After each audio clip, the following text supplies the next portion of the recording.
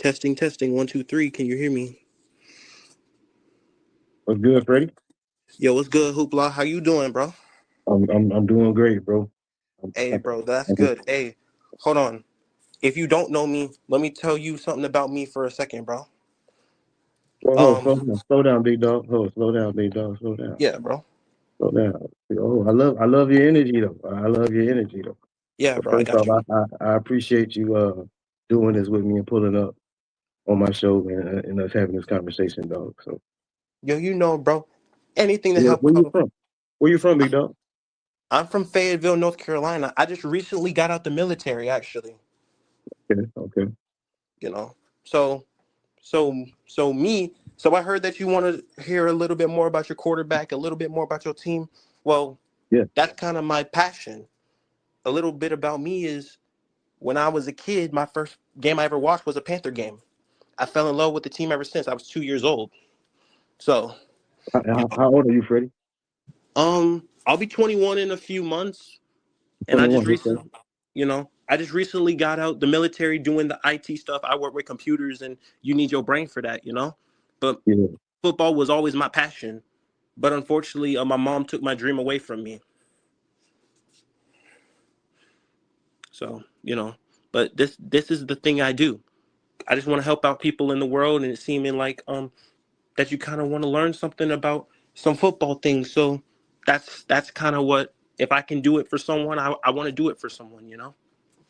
Even older people. I could tell you older. But for me personally, when it comes to Bryce Young, and I was just like you, bro. I wanted CJ Stroud too, because I'm an Ohio State fan. But as I realized and going through watching both tapes, there was something about the potential of Bryce that made me more intrigued, if that makes sense. makes perfect sense. I get that. So basically what I mean by is that when I watch Bryce, see Bryce, if you look at the tape and you watch the tape, because when they picked Bryce, I had to go back and watch his tape and alt 22 and then watch it in the mind of him and just try to get into the mind of Bryce Young and the way that he is, the way and the trait In the that. mind of him, in the mind of him. I like that. Yes. So I like basically, if you're doing film study, what I do and what I would recommend is not only look at the alt 22, which breaks down the slow-mo version of the plays, but also think about what your quarterback is thinking. That way you get a better understanding of what the play or what he's trying to do. And also, and here's another for context here, when I break down offense. Offense is broken down into categories, as you talked about, the passing game. So let's break down the passing game, because it's basically broken down into rhythm is the name of the game, if you don't know. So rhythm is basically what we're trying to that. marry, which is balance, right? Between run game and pass game. So, of course, for this, so for your course, I'm going to break it down for you. So basically, Carolina ranked in the bottom in the passing game. Now, this is for the context. Bryce Young was only, the way our game scripts are usually run, Carolina was ranked dead last in passing attempts this season with less than 500. So Bryce Young didn't even average 30 attempts per game. Let's also break that down. And Carolina, but on the flip side, Carolina also ranked. So you see what I'm saying? So you see what I mean? If the quarterback's not getting more opportunities, the wide receivers aren't getting more opportunities. So there's also that in perspective as well.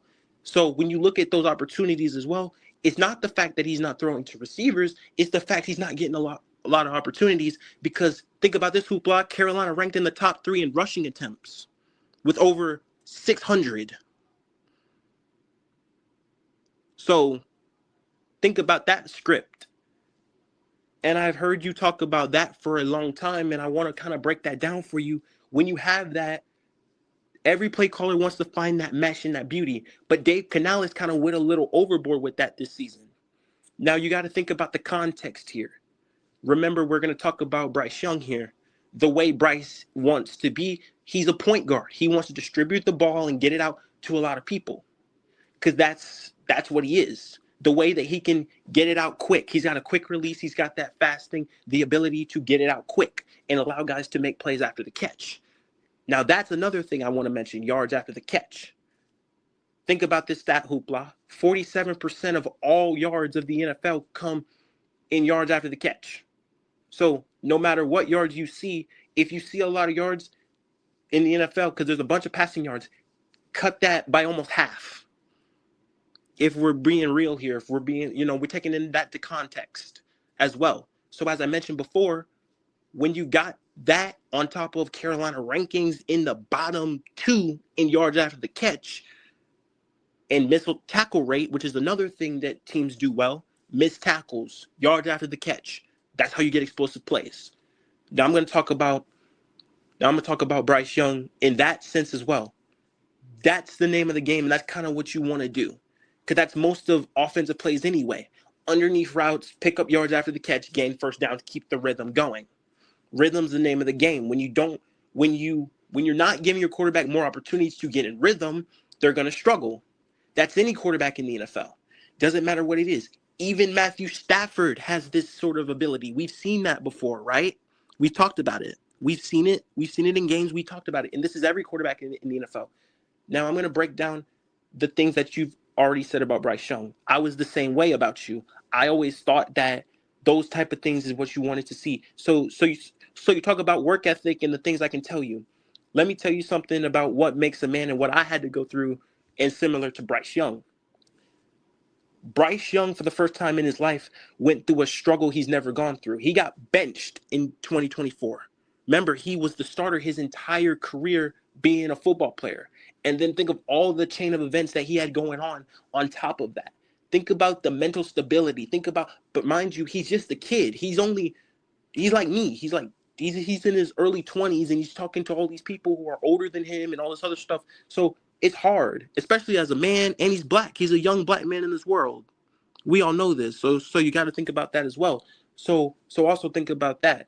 And then, I'm sorry I'm rambling, but I'm sorry. No. This is what I want, bro. You keeping it real about what you see on the field, bro. This is what this is. This is uninterrupted. You can sit here and talk your shit. I'm gonna hear you. You gonna hear me. This, like I said, this is a conversation that need to be had. You talking good shit. Just keep talking your shit, dog. Ain't no rush on. Hey, It's no show. You wanted this. You set this up, Freddie. Hey, all right, this is your show, dog. This is you tonight. Hey, I appreciate it. But the thing I'm gonna talk about, thank you. But the thing, as I'm saying before, is you gotta you gotta think about, not only put yourself in the ways of him on the field, but think about him on the other side of the coin. You also have to think about the other things he's going through, because that's a lot of NFL players. They don't talk about it, but that's just a lot of NFL players. Some NFL players are like Bryce Young. They're not outspoken, but as people and what I've seen throughout his play and the things that he does, he is very passionate about the game. He is a silent killer. Silent killers. The silent ones are always the ones that are the most dangerous. And that's something that I've seen with Bryce Young. It just took him going through that benching and that thing from learning from another person, like a veteran. Hey, can I pause you? I hate to pause. I'm going to pause you because I want to say something. When you say that he's a silent killer, I kind of agree with that. Everybody say I'm a hater, but I agree with that. But I say that because he's shown the ability to close a game. Right. You know what I'm saying? So, yeah, I'll give him that. But continue. But also, I've seen him time and time again. Whenever Bryce, especially this season, whenever Bryce makes a mistake, Bryce goes on the sideline, he's immediately in that pad, and then of course he's looking down, he's praying, but he's focused. He's got his helmet on, he's ready to go. As soon as the defense off, he's ready to go. He's in that huddle, ready to get it popping. And then he has great intangibles. And the moment it's time for him to strike, he strikes. And he strikes with passion, and you see the passion in the celebration. You see the passion in the things. But as he's always said, he's like, job's not finished. Keep it going. He keeps everybody else hype. You see what I mean? Because everybody else is down. He's not down. He's focused. He's silent, but he's focused. He's trying to get his I agree with every bit of that. I give Bryce every bit of that. You're right about every bit of that. So again, as I mentioned, in the things that I've seen, especially when coming into as a kid, especially coming in as a rookie, I didn't see these traits from Bryce Young, but I knew he had them. I knew he had them from Alabama. I just went back and as I mentioned before, I got into the mind of Bryce Young, seeing the things that he does on the field, the things that he's always doing. He's constantly talking to the guys. That's the thing I noticed. He's always talking to the lineman, like, I got your back. Great leader, great everything. But he's always got his guys back. But the thing that I love about Bryce Young is that he doesn't take credit for anything. If you've ever heard him, whenever he threw 448, he didn't even mention himself. He said the guys did a great job making plays for me, making things. He doesn't take. It's right. He's a very humble young man. But he always says, doesn't matter. Job's not finished. Doesn't matter. It's just one game. It's, he moves on to the next as quickly as everybody else. But also the thing that I love about Bryce Young, and the things that he kind of reminds me of myself, the things I had to go through when I was in the military. That tough struggle, silent, you have to be to yourself, and you got to ask yourself those things on, you got to take roadblocks. His roadblock was getting benched. And when you make that opportunity, you capitalize on it. And that's what he did. That's the mark of someone who gets. And the thing that he showed this year to me specifically was the toughness.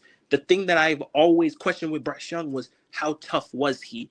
Could he take bumps along the road and get back up and keep going swinging?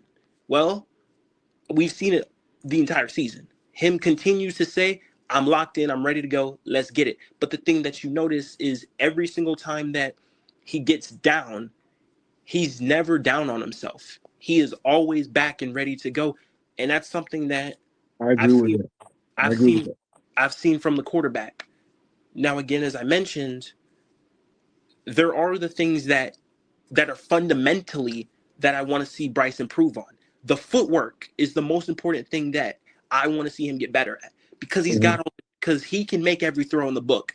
I've gone back and watched tape. There's not a throw Bryce can't make, but he's smart with it. What I mean by smart with the football is, and I'm gonna get into the accuracy and the short, medium, and deep game in a second, but he's smart with the football. If he likes the opportunity, he's going to take it.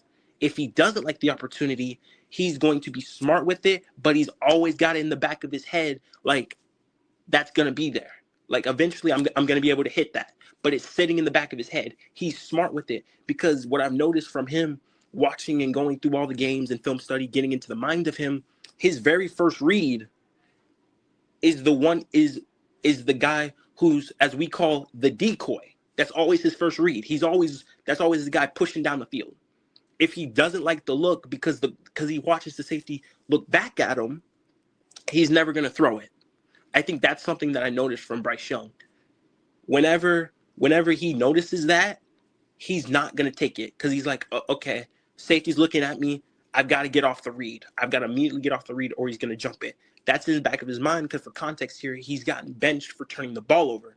You don't want to turn the ball over, because the NFL is titled not for long.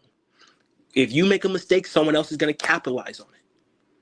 So that's another thing that I like about Bryce Young. His awareness, the awareness of the play. Live to fight another down.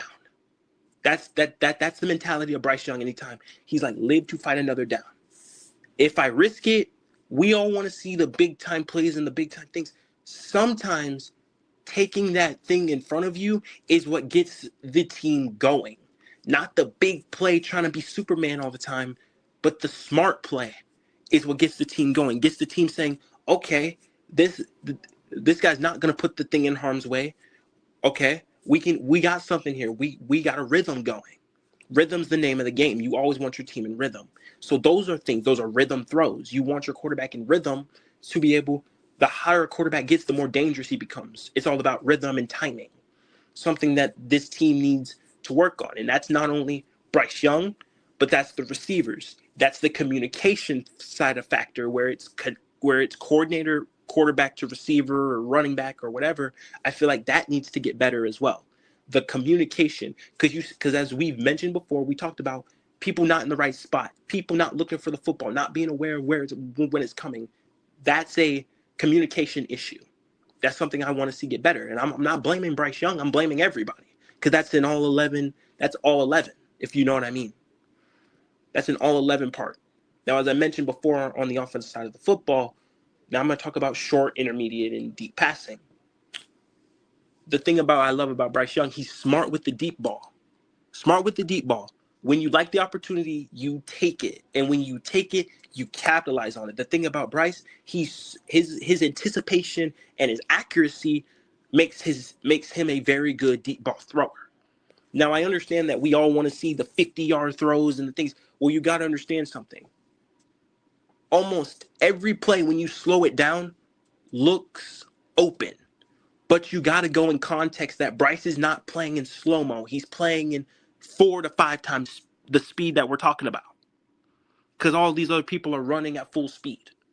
So you got to bring that into context. And also, he's got more factors. He's got to worry about the protection. You only got a certain amount. You got that time clock sitting in his head.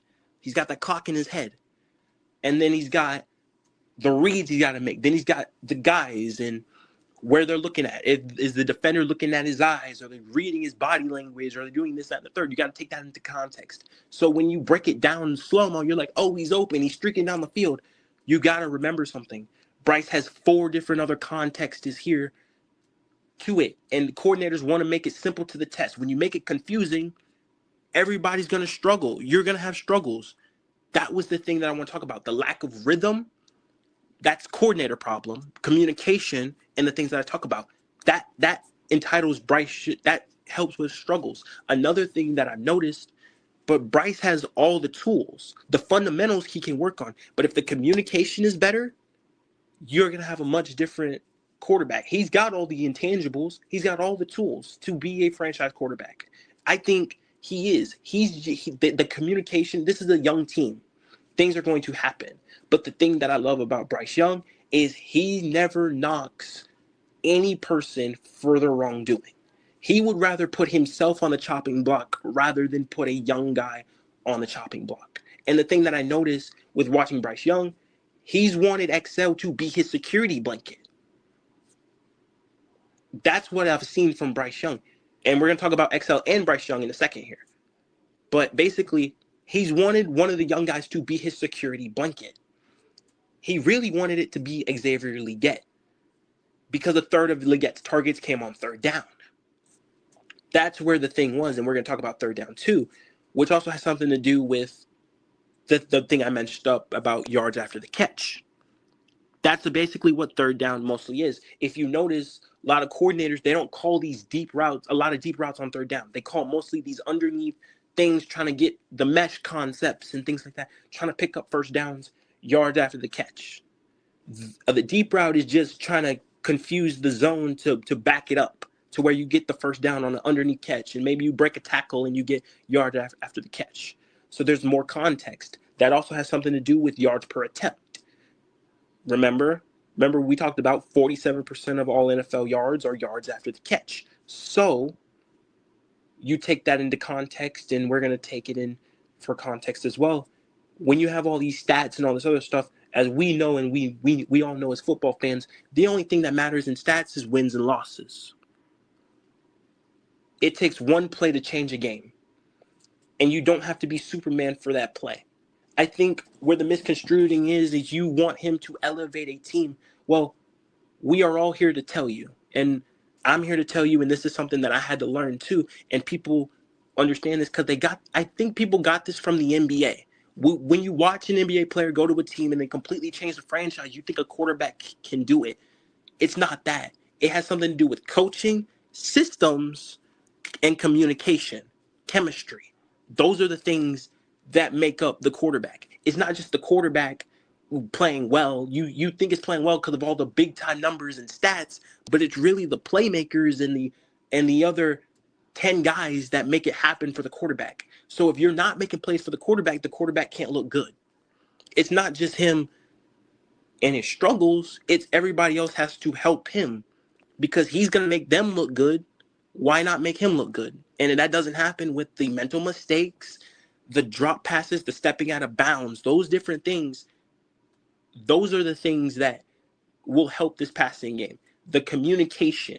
They're a young team, so they need to be better in chemistry, communication, those type of things. You want this whole team to be better, you got to look at not only Bryce Young, but you've also got to look at the other 10, because that's what makes the quarterback good, if we're being real here and if we're being honest. Because coaching, system, remember those two things as well, if you know what I mean. You got to think about it.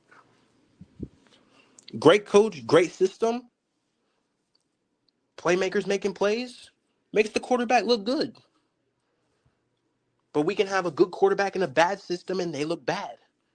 All this is based on systems and coaching. So can I ask you a quick question? Yes, are you of saying course. Are you saying we have a bad system? In my opinion, if it's run first, it's not for Bryce Young. Because, as I said before, he's getting less than 30 attempts per yes or game. no? Do you think we have a bad system? The way Canales running it right now, yes. Okay. All right. You can continue. I just wanted to get clarity on that. You can continue. Because again, I've done the numbers and things like that. If you've ever watched our game script, we only throw the ball a lot unless we're down by 2 to 3 touchdowns. We don't run the football. We run the football 70% of the time. Unless we're forced to pass it. And when we're forced to pass it, there's no rhythm to the passing game. So the struggles happen. And not only that, I mentioned the mental mistakes. That's everyone. Listen, the ball's not going to be perfect every time, but you got to make a play. It's playmakers and all the other 10 that's got to help out the quarterback. It's not just the quarterback elevating them. They have to elevate themselves and help out the quarterback. Because remember, we're talking about a 24-year-old putting the team on his back. If he's just the only one trying to make plays, the other 10's not doing their job, he's going to look shitty. It's going to happen. He's going to look shitty. The other 10... Can I ask another quick question? Yes, of course. Are you saying that's what's going on with the struggles, that the other 10 guys aren't doing their job like he is and they're not, as if they're holding him back? Is that what you're saying? The ways of, again, I mentioned before, in the struggles that you have mentioned in the passing game, guys have to make plays for the quarterback. As we have seen, whether it's yards after the catch, we've seen it all the time. When you watch a quarterback play in all the big time plays, you notice playmakers. Let's take Matthew Stafford. And this, I'm using this as an example. But Freddie, it's a simple question, bro. Do you feel like that's more the problem? It's the other 10 guys around him that's not getting shit done, and that's what's holding him back. Is that your stance? That is my stance. I'm not the only one that feels this way as well, but that is my stance. And I'm not even but I know Bryce Young has flaws. I'm not even putting him on the top echelon of quarterbacks because he's not. Because as I mentioned before, the arm strength is a deficiency. You're correct. That is a deficiency. I will admit. But making every single throw in the book with anticipation and high level IQ, he can make them. The problem is. So what's the deficiency? If he can make every single throw in the book, what's the deficiency in the arm talent? I would say for me personally, it's those off platform, out of, like, gotta kind of turn and twist your body in different angles to try to get it to a different spot. Not just where he has to turn his shoulders and flip, but honestly where he's like out of bounds and he's kind of gotta like catch his momentum and then throw it while he's still, like, running and moving, and not just like we've seen sometimes with him where the ball will be behind the receiver running, running and trying to get momentum. It'll be behind them. It won't be in front of them, letting them continue to run. Another thing I talk about. Needless to say, with those deficiencies in the arm talent and the off-platform things that you're mentioning, are you saying that that's where he struggles? I would say when it comes to throwing the football, that is where that is where the most struggle that I've seen come But from. see, Freddie, and here's something that see, this is what concerns me when you're talking about a guy translating from college to the NFL. Do you know that was supposed to be one of the, one of his best traits is what he can do from, off platform. Those types of throws, that was supposed to be one of his strengths. I understand. Well, you also have to give context for this as well. Even though he throws it behind them, it's still a catchable pass. No matter what, as I've noticed, no matter the off-form platform, the ball's going to get there. The question is the guy going to make the play to catch it, or are they going to step out of bounds, not be aware of it? Because I've seen that too, where yes, he'll throw it back in bounds, but basically, so you're saying Bryce Young throw them some bullshit, and they should be able to just come down with that bullshit ass pass? No. Because what I've noticed is off the out platform, when he throws it back, like when he throws it behind them, it's actually the smart throw, because what ends up happening with their defender is they will actually keep the momentum will continue to carry them. The receiver will stop and try to go, and then they'll end up dropping the pass. Okay, so actually the deficiency actually becomes a strength because it allows for momentum and things like that. So honestly, that's not something that I kind of worry about. It's kind of more of is he going to be able to constantly able to get away with that? Okay, because Freddie, I got you, bro. I think I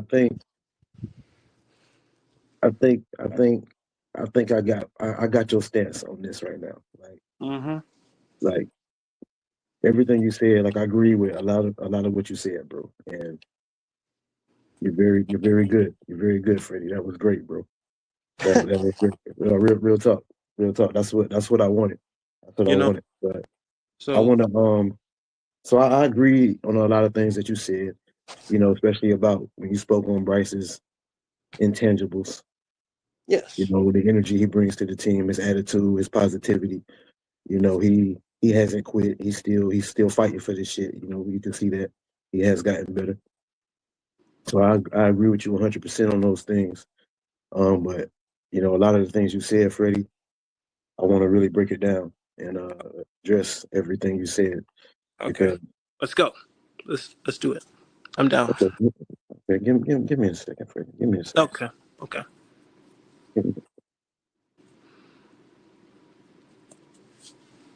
No.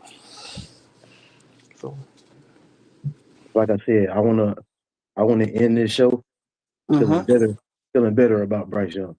Okay. You know what I'm saying? That's the goal. Okay. All right. Then let's do that. Let's go. Feel like you the man for the job, Freddie, I think. Of course. Did you just get that just based off what I was talking about, or just the way that I talk in general? Did I get what? Like, did you get that vibe just based off the way I'm speaking and the way that you could tell I have the knowledge of the game and the things like that? Yeah, I see your knowledge of the game. I see how you articulate yourself. Yeah, I like that. Hey, listen. I've been watching Unk I found Unk like a few months ago, and I just started listening, and all you boys do the right things, and I be doing the same things, man. Like I be even scouting talent, I could kind of, them little mock drafts y'all got and all this stuff. I was like, man, that sounds like something that I could get into, I've always wanted. I've done it. Man, shout out to Unk, man. Shout out to Unk 2020. Absolutely. Shout out to Unk 2020. Yes, sir, Shout out yes, to all them boys, You make sure when you talk to them again, make sure you mention me, I love to chat with one of them. I love to chat with a few of them. Just like I'm chatting with you. Click that link, man. You can go on Unk channel and click that link, man. Uncle let you pop your shit. If you there, bruh, hit me in. He don't know me like that, Man, it's all love, man. Hey, man. Send a good word in, you feel me? Send the good. You good money, Freddie. You good money, dog. But all right, let's chat. Man. So you 21, bro. You 21 years old. Yes, sir. Yes, sir. Okay. So you've been a Panther fan since you were 2. I was 2 years old. What year was that? It was in 2007. And 7, okay. it was 07. Yeah. Okay, so who was your favorite Panther coming up? My favorite Panther? My Yeah. favorite Panther was Steve Smith. You already know. Okay. Yes, sir. Yes, sir. You already know, man. So Come on. Steve was my favorite. Steve might be my favorite all-time Panther, if I'm being honest. It was Steve Yeah. Smith, and then I remember them days of Steve Smith and Cam Newton. And then when Cam came into the picture, I was a kid, and in my high school, I was right down in my elementary school. I was right down the road from the stadium because I've been all over North Carolina, and Cam Newton came out with the shoes, and man, my mom bought them shoes for my birthday and got me the Yeah. jersey and everything. You talking about the Jays? Yeah, Yeah. yeah. So Okay. you know, you know. Listen, I've been with this team through the trenches, through the struggles, through everything, and I've been debating with a Cowboys fan my whole life. You think that I'm not gonna stand 10 toes for my team? You crazy. he crazy. I've been beefing with a Cowboys fan my whole life. Okay. Well, that's what's up, man. You That's know. what's up, man. But I heard everything you said about Bryce, man. I listened to every word, man. And you're not crazy with a lot of stuff you're saying, man. Like a lot of these Bryce guys, man, you was able to talk, calmly, you know what I'm saying? Just keeping it real about what you're seeing. I keep You it know what I'm cordial, saying? you know. Yeah, I appreciate that, man. You know. Some of these guys, man, they get all worked They up, be they get all yelling and pumped get up. all thing. They like You know Kappa. what I'm saying? And you know what I tell them? What's up? I tell them, Bryce Young, Lil Kappa, shout out Lil Kappa, man. I fuck with Lil Kappa. That's a fact. But yeah, I told Lil Kappa this. I said, Bryce Young, it's not that good for you to be acting like this, for you to be cussing niggas out. You Listen, know? listen.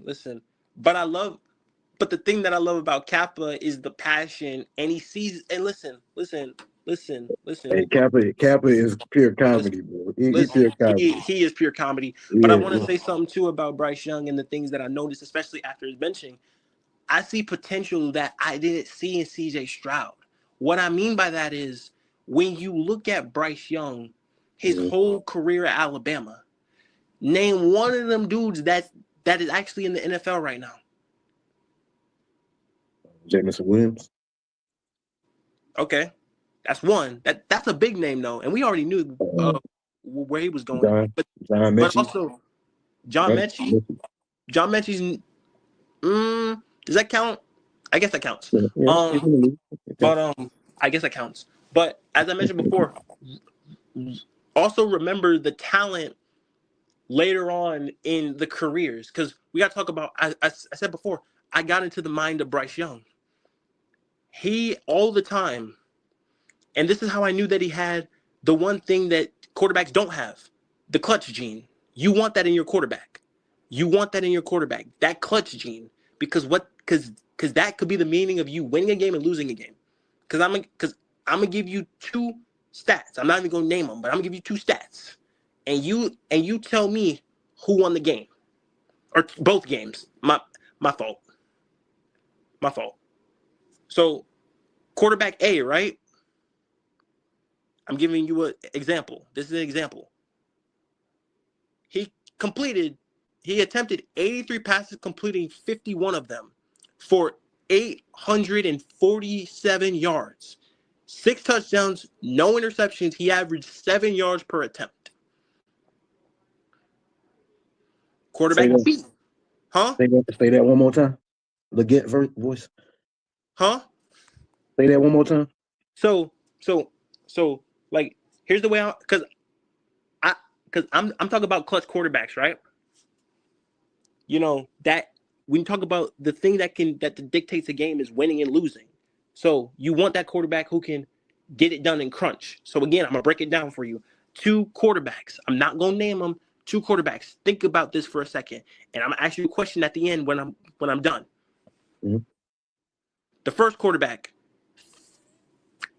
had 83 attempts, completing 51 of them for 846 yards, 6 touchdowns, no interceptions. He averaged 7 yards in attempt. 7 yards in attempt. Keep that in the back of your mind. Second quarterback attempted 74, completed 52 of them for 625 yards, 5 touchdowns, 6 interceptions. 2 games were played between these two quarterbacks. Who won both those games? I'm not sure, Freddie, because you mentioned you kept bringing up context. All you do is spit out a bunch of numbers at me. And with this game of football, there's no way you can just look at some raw numbers and think that tells a story without looking at some tape or some film or seeing those games. I can't accurately give you an answer for real.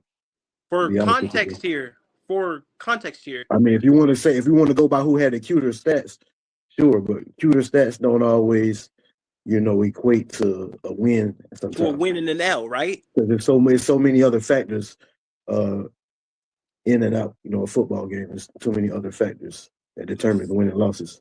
And that's something that I understand at a level where I'm not going to let some numbers determine, win and an L, right? What I'm going to say to a question like that. Right, exactly. And I love the answer because that was the correct answer. That was the right answer. I just wanted to see. That was the right answer. Okay. Good job. It was the right answer. Okay, so I did good. Yeah, you did good. That was the right answer. That was the correct answer. I thought you would have given me the one with, I got to pick your brain too. You pick mine, I got to pick yours too. So okay, I see what you're doing, Freddie. So I see you, Freddie. So again, I'm smart, I'm only 21. I just got out the military, but I sound like a veteran to a lot of these people, and they love to talk to me. So yeah, Freddie, I'm almost twice your age, man. but I'm 39. Hey, I'm 39. Hey, listen, as I'm the Cowboys fan, he's 45. So a lot of people like to talk to me because again, I analyze things. I like to see things, and I kind of pick people's brains, see where their mindset at, see what they see if they really on what they say they are, or are they just looking at different things? Because again, a lot of these Bryce haters, they just looking at stats. They're not looking at the pure point of view. So I gotta kind of pick your brain. Well, let me ask you this: am I a Bryce hater in your eyes? You think I'm a Bryce hater? No. I would say the delivery of the way you bring it is the questionable side. And I don't think you are. What's my delivery? Why? What's the way that I bring it? What's my delivery? So you are my favorite villain because the way you bring it. So the way that you bring it up is in the context of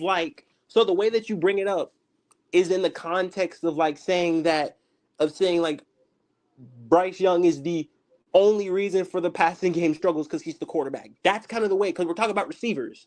And in the way that you time out. I said that Bryce Young was the say that again.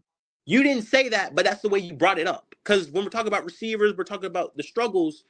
You mentioned the quarterback. And when you mention the quarterback, it kind of seems like Bryce. It kind of seems like Bryce is also the only reason why the wide receivers struggle. And again, that's kind of the way you bring it, which it works hand in hand if you think about it. And if you would have broke it down like, hear me out, if you would have, done it like that, instead of saying like if you would have not have brought up the yards per attempt, the things like that, that's something that you got to go into more context there. So don't bring up any factual stats or anything to support what I'm talking about. Don't bring up rankings in that point of view because why? Again, a person wait. So why? If there's something good about Bryce Young, any good stat or fact that anybody can bring up to support him, if you could bring that up, you know what I'm saying? And somebody who's a little more on the objective side, on the more skeptical side of Bryce Young, and they're looking at the negatives, why can't they point that out? I don't understand that. That's crazy to me. So the way some of his good stats, like his the 448-yard game, that gets slammed up in our face. If I say something about him struggling on third down, somebody come dunk on me with the game winning drives. Let me talk about. Hold on. Think about what I said earlier about third down. Think about what I said about the offensive passing game and take that to third down. Because again, I do all this analytical thing and I break it all down, different things. So you're talking to someone different. So again, as I mentioned, as I said before, the money down is third down. I like your style, Freddie Jones. I like your style. So listen, let me break it down because break it down. Because we've heard third down as the money down, right? Yes, sir. It is. And thank you so much for saying that. And you gotta take in the fact. So wait, I'm gonna bring the money down. What's the money down? Third down. Third down. Yes, sir. All right. Third down is the money down. Yes, sir. Basically speaking, everybody makes their money on third down. So in most, the way concepts work in the ways that you see it, the quarterback, the way most quarterbacks want third down to work is a quick read, boom, get the first down, keep the rhythm going. Third down should never be a drawn out thing. And the thing that lacks rhythm is Dave Canales', as I mentioned before, the system that we run right now is not working for Bryce Young. Bryce Young needs to be the center, and the run game needs to be the complement to his game. We saw that come to life against the Rams when Bryce was the focal point. When he's not when you take the ball out of your quarterback's hands, bad things happen. You mean in the playoff game? Yes. Yeah, I will say in the playoff game, Bryce Young, like for one of the first times, I felt like he was really in control of the game. And that's what I'm talking about. That is exactly what I'm talking about. I saw that in that game. Listen, I've seen it all year long. When you take listen. Especially now, I'm gonna give you factors on why this is the case. The run game should be a part of your offense, but it should not be the focal point of your offense. Okay, well, Freddie, hey, you already hit these points. So I'm now it's time for me to break you down, sir. Okay. All right. Okay. Talk to me. So sit back, youngie. All right. You got your pen and pad? You got your pen and pad? Yes, I do. All right. Just sit back and listen up. So I heard everything you said, man.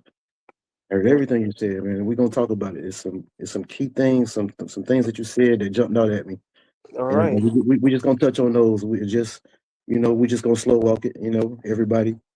You know what I'm saying? I don't know what y'all doing tonight. It's 9:30. It feels later than that, but it's only 9:30, man. Y'all, for y'all something. Do what you do, man. We have a nice cordial talk. This is a vibe. This is a whole vibe for me. I'm enjoying this, man. Freddie, I appreciate it. Hey, and hey, I'll be in the chat. If you want to chat, hit me up. Hey, man, you sub, bro? Oh yeah, for sure. I'm subbed to both you. I'm subbed to both you and on 2020. I'll be in the chat. You already know. Yes, sir. You already know. I'm supporting. I love it, man. But I'm supporting the Keep Pounding Brotherhood. You already know what it is. Yes, sir. I feel that. But put your get your pen and pad ready. Okay, we're gonna talk about these things. Like I said, it's a conversation that really needs to be had. Because I feel like this whole Bryce Young thing is kind of toxic within the fan base. It feels a little toxic, especially by the ways that these people kind of like bring up different things, and they're not breaking it down as much as And I'm gonna say this, Freddie. You actually talk some good football to support what you thought about Bryce Young. I've seen guys go to like some pretty, what I feel like some pretty low levels to support some of the stuff, some of the things that they say. I'm not gonna get into it, man, but I'm about to just cook. I'm just about to cook you on some of the things that you said. All right. All right. It's gonna be a slow cooker. I'm putting them in a crock pot. All right. It's gonna be a slow cook. Cook it up. All right. Cook it up. Let's see. Let's go. You're 21, so just soak up. Just soak. Just soak it up, man. And Yeah, for sure.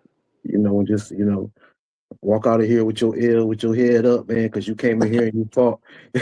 you fought a good fight, Freddie. I gotta say, man, you fought a hell of a fight, man. I gotta say you did, bro. Hey, listen, I can take L's on the chin, but you know what? Nah, this ain't no win or lose thing, man. Like it ain't no win. Like I said, I can't lose because at the end of it, if I come out of it feeling better about my quarterback, that's a win for me. Right. You know, because Yeah. like I said, I'm not a hater. I want the dude to be great. Yeah, for If I sure. was a hater, I would want him to fail so he can be Right. off the team. Right. You Exactly. know what I'm saying? But Right. yeah, let's get into it. So, you said that you mentioned that we were last in passing attempts. Yes.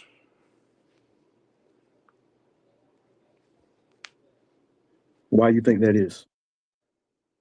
So in my personal opinion, it's all based on if you listen to Dave Canales and the ways that, and again, I've gone through every single game. I've watched the tape. I've gone back and I've seen it. It's on the split of passing and running. We run the ball 70% of the time. We only throw the ball 30% of the time. Now, that is a play calling thing. That is a game plan thing. That basically means, because again, I'm going to bring up another thing.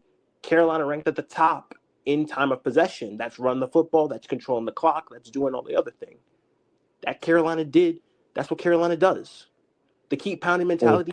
Why do you think Canales, you said it's on play calling. Yes. Why do you think Canales, went to the run game? Canales, I think Canales went to the run game because we talk about context, right? Let's dig into the context of it. Okay, let's go. Dig into it. So context here is basically what Canales wanted to do, and this was all season because we had a difficult schedule. He knew that we'd be the underdog, and he just wanted the guys to play a physical brand of football. We had a difficult schedule. We played 7 playoff teams this season. Yes. What was our schedule? Do you know what you know what our schedule ranking was? It was 10th. It was top 10. Top 10. We had a top 10 schedule. Okay. Yes. We had a top 10 schedule. Okay. Proceed. So yes, we had a top 10 schedule, and then also on top of that, when you bring into the context of he wanted us to play a physical brand of football. He also wanted us. It was basically us learning how to win football games. So we were going to be the underdog in a lot of these games, but we weren't prepared for another context here is injury at receiver. Jalen Coker went down for the first 7 games. So you got to take that in consideration as well. And another thing he's mentioned as well, he's all about the football. Remember, he first came into here. What was his mantra? It's all about the ball. Keeping the ball and giving less opportunities to the other team. To start the season, did Bryce Young, did he or did he not struggle with turnovers? That's another. I would say that's also for context here, I'm gonna give another context. Remember at the beginning of the season, we did not have Ike Ekwonu because he was injured. So and Bryce Young who came in behind Ekwonu when he set? It was Josh Nijman, and here's more context. How did Josh play? Here's more context. Well, how did Josh play? Well, I've done splits on this. Ike Ekwonu's when Ike Ekwonu is in the lineup, the pressure rate of Ike's better than Josh. But did Josh play bad or did Josh play pretty good? He played okay. He played pretty good, right? For a backup left tackle, he played pretty good, right? Bryce Young only got sacked 20-something times this season, right? Wait 1 second. Hold on. Time out. I'm about to get into that number real quick. You just called 3 timeouts in one. You only get 3 timeouts. All right. So let me stop you there. So 27 sacks, right? 27 sacks. A third of them came on third down, the money down. So, as I mentioned before, and I've done splits on this because we threw the ball on third down more than any other down. So exactly. Of course, you're going to get more sacks on that down, but continue. But also, also for context here, Carolina was down. We only had a lead 2 times all season. 2 times at halftime all season. 2. And you saying that's everybody else's fault?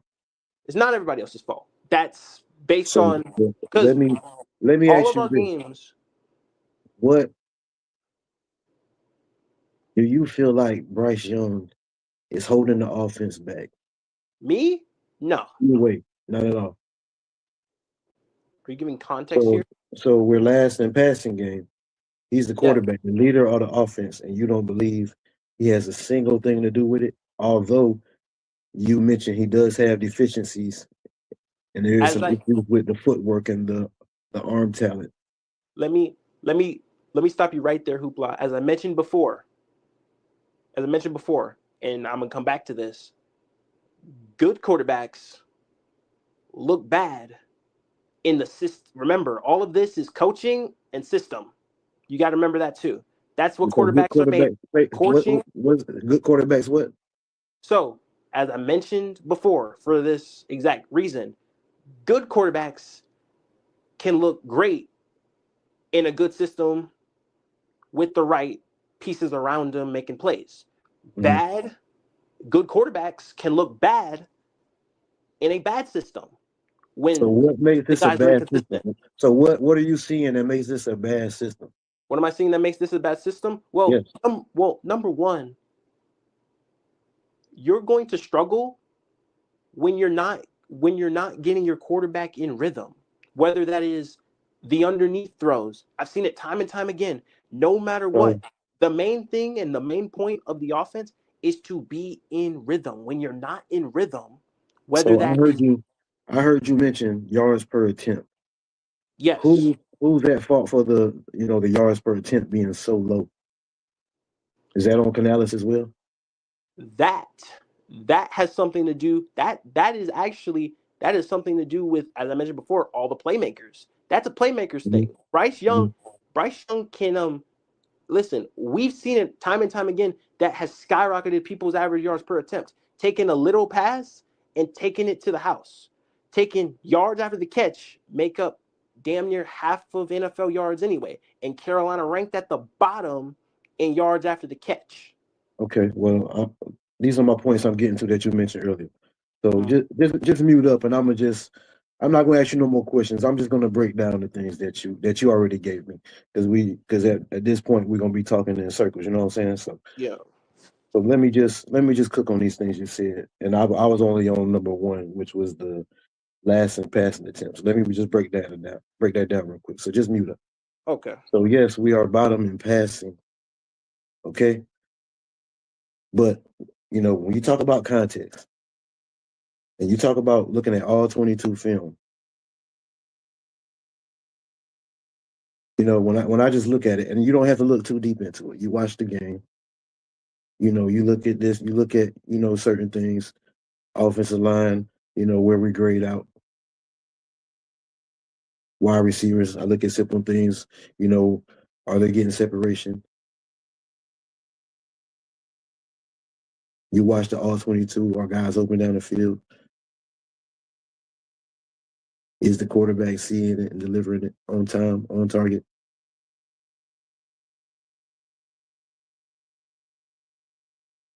All these things are right here in front of me. So when we talk about us being bottom ranked in passing game, Freddie Jones, and you sit here and try to say that, it's on Canales, it's on Yash Nyman, not being as good as Icky, even though he did good. Offensive line did good. The kid only got sacked 27 times, you said? Like, come on. He got sacked 60 plus times his rookie year. He had protection. He had clean pockets. You want to talk about context. You seem very smart, Freddie. If you want to talk about context, please, I want you to pull your phone out and just look up how good Bryce Young was from a clean pocket this season. You're not going to like what you see from a clean pocket. Please pull your phone out and look and see where he graded out against man-to-man coverage where most quarterbacks eat.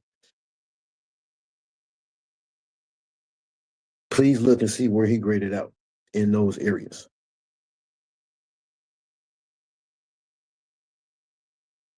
Please turn on the all-22 and show me that there's not receivers streaking down the field open and he's doing one read check down, not going through his progressions, running out of clean pockets.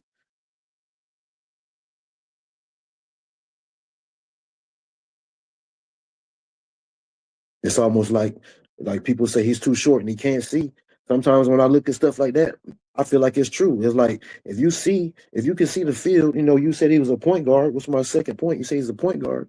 He can see the field. You talk about making decisions, or being a good decision maker. Like, come on, if you can see the field, make the throw, make the play. What's the issue? Why are we running out of clean pockets, not making certain throws or doing one reads and checking it down? How is that on coaching? The decision making is not on coaching. Once that ball snapped, it's on the quarterback. You're the playmaker. The ball is in your hands.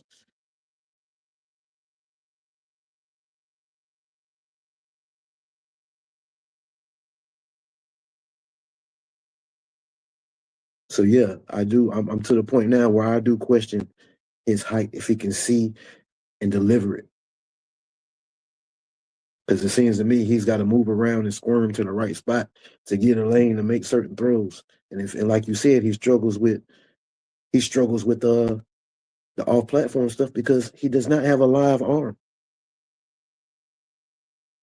He don't have a big enough arm to do that stuff in the NFL. He could get away with it in college. It was a strength of his in college. It's a weakness in the NFL. If you don't think things like that contribute to the struggles of the passing game, you're not being real. Especially if you say you watch the all-22. You watch it in slow-mo, in reverse.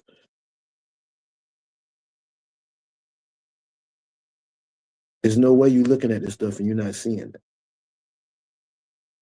Unless you don't know what you're looking at.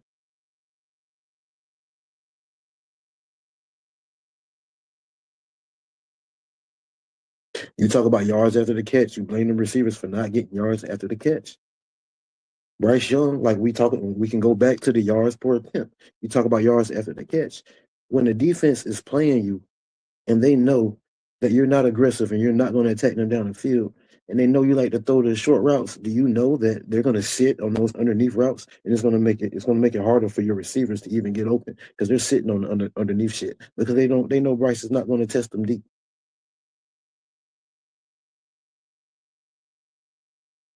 And then you mentioned, him with his inaccurate off-platform throws that he makes, and these guys supposed to go make a circus catch. If they do make a catch like that, how do you get yak when you have to make a circus catch? You got to reach down for the ball. You got to go up and contort your body and twist and catch it. You telling me you look at all 22 and you don't see Bryce not give guys, passes where they can go and get yards after the catch with? Like we talk about Xavier Legette. I can't think of one time I've seen this dude get hit in stride where he can really open up his speed like we saw him do in college. We have yet to see him like really go in the open field, which is crazy. Because he got breakaway speed. But we have yet to see him really go and get it in stride or catch one in stride.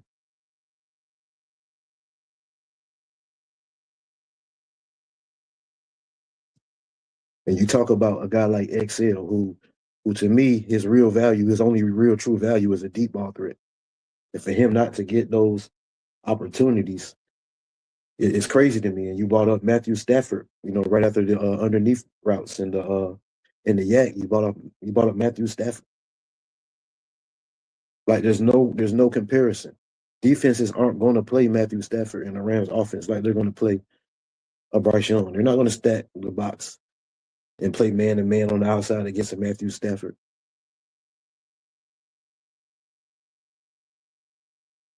Because he would be airing it out to a guy like Xavier Legette.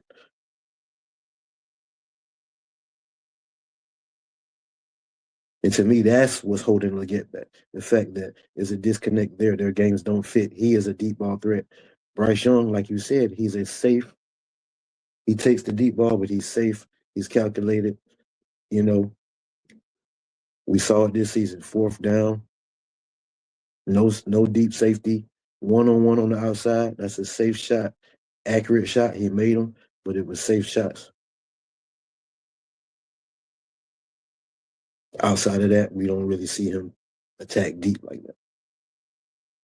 Leading up into that Tampa game, that last Tampa game. And I didn't realize it at the time. I knew he didn't take a lot of deep shots, but they read off a stat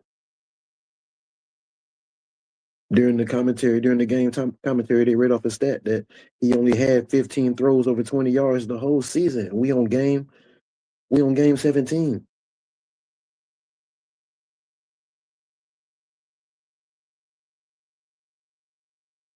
He's not aggressive enough. These teams know that. They see that. They don't fear him beating them over the top. They dare him to. That's not Canales' fault. That's not the receiver's fault. That's not the offensive line's fault.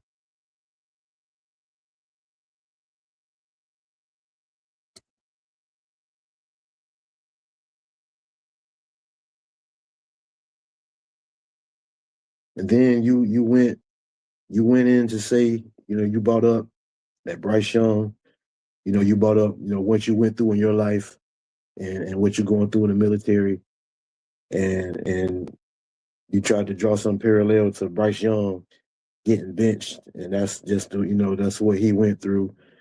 And, like he's dealing with so much because of that and he's trying to overcome. But let me tell you something, Freddie. I don't know what you've been through in your life. But as an NFL quarterback on Bryce Young's level, a kid who came up good, who was already blessed, came up with good parents, good childhood, in the NFL, making millions, getting benched ain't shit, bro. That's nothing. That's nothing.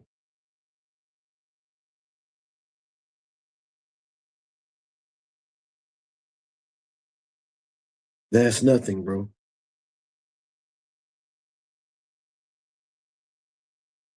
So I can't give you that. I can't give you that. Like we get it, sure. Just because he grew up, seems like he grew up with a privileged life and he's in the NFL making millions. That don't mean he's a happy guy. He still might have, be dealing with things. We get it. He's human. We all fucking human. Like everybody, like all the other quarterbacks in the NFL are human too. The ones that are doing better than him, even ones his age and younger, who don't have perfect situations themselves. They don't have everything, they don't have it all either, but they're elevating. They're elevating their teams.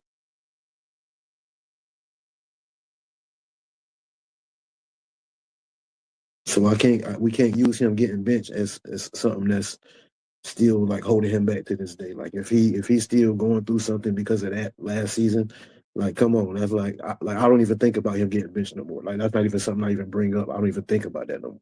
I hope he's not either. Like come on, that's nothing. He deserved to be benched when he got benched. He needed it. He came back and was better.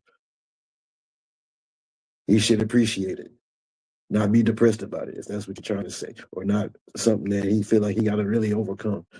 Like, come on, he's been on easy street. He's been a starting quarterback, like I said, at the best middle school, the best high school, and then the best school at Alabama. He's been on easy street. He needs to feel this. He needs to feel the struggle. He needs to know what it feels like to lose.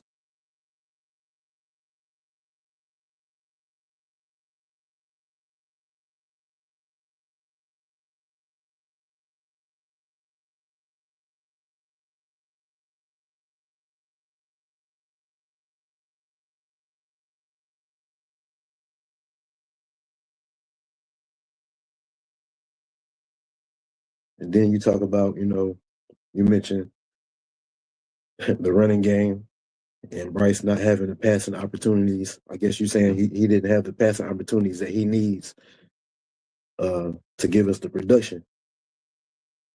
But and like I said, if you don't think his deficiencies have anything to do with Canales' play calling and him running the ball more than he threw the ball, then I don't think you're looking deep enough into the context.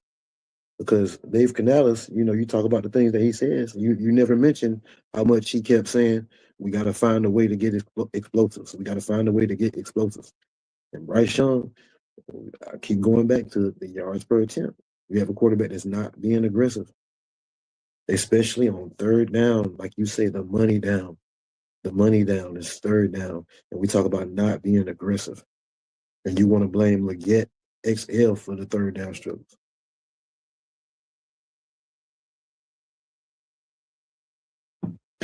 Man, listen, Freddie.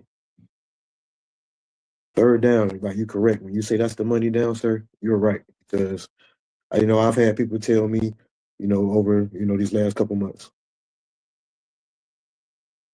that fourth down, because he's been good on fourth down this season. People was trying to tell me that, it don't matter that he's not good on third down because he's good on fourth down. But you're saying that he's not good on third down because it's XL's fault, it's Canales' fault, it's whoever's fault. But no, the issue is on third down and third and long in particular. And people say he's a deep ball specialist, can make all the throws. But if you're on 3rd and 7, 3rd and 8, third and long situations, and you're not even pushing the sticks, like what's the reason? What's the excuse for that? Why are we checking it down? Why are we not attempting throws down the field?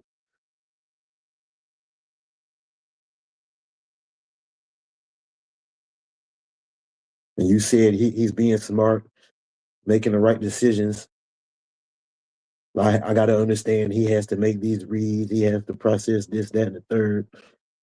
I heard all of that. But you do understand that the other quarterbacks that have productive, the high level passing games, they have to do the same thing.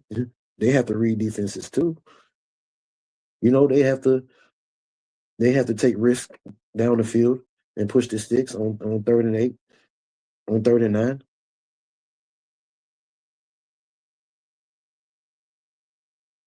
And you say live to fight another down. Like, no, like we're ranked like 26th, 27th, like near the bottom of the league on third down conversion rate. Like that's not going to get it done. Like that's the money down. You can't just check it down and say live to fight another down. The good quarterbacks are going to stand in there, hang in there in the pocket, and make those throws. Layer it over the defense, whatever they got to do. They're going to make the throws.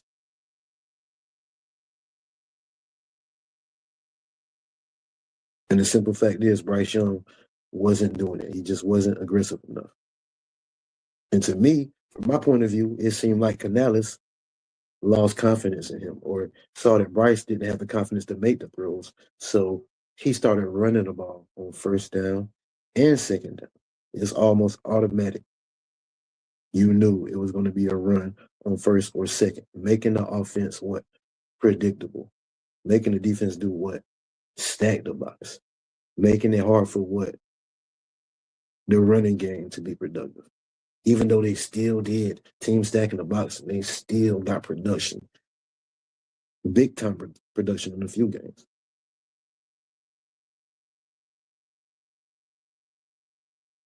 Canales had to lean on the run game. He felt like he had to. He didn't just choose to. Like you're talking as if Canales is holding him back for some reason.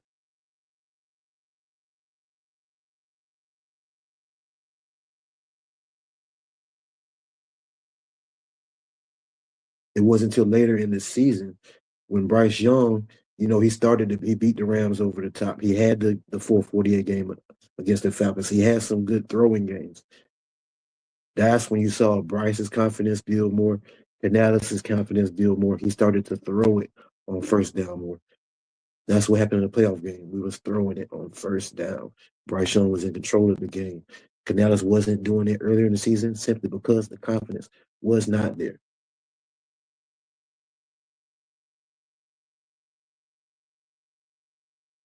When Bryce got more confident, Dave's play calling changed. His play calling, he went to the beat. You talk about rhythm and flow of the game. Dave Canales' called plays to the rhythm and the flow of Bryce Young's game and how he was performing at the time. Case in point, he goes out in Atlanta and drops 448, right? The next game against San Francisco is 1st and goal. If that Atlanta game never happens and he just goes out there and give us the one of the struggles in Bryce games that he was having at the time, on that 1st and goal, Dave Canales run that football against San Francisco. Instead, he tried to ride the hot hand of Bryce Young, showing confidence in his quarterback coming off that Atlanta game, and tried to throw the ball, play action pass, try to throw the ball on 1st and goal on the 1-yard line. Bryce Young rolls out, has nothing but green grass in front of him, could have ran it in for a touchdown, and tries to throw it into the back of the end zone and gets the shit picked off.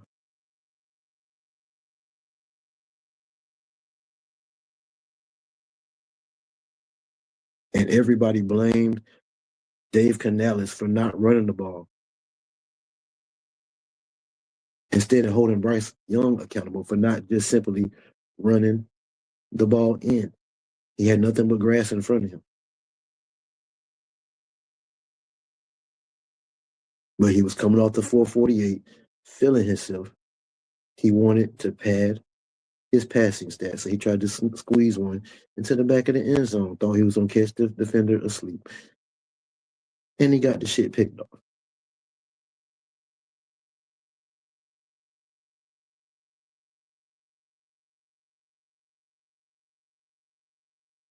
And they blamed Canales for it.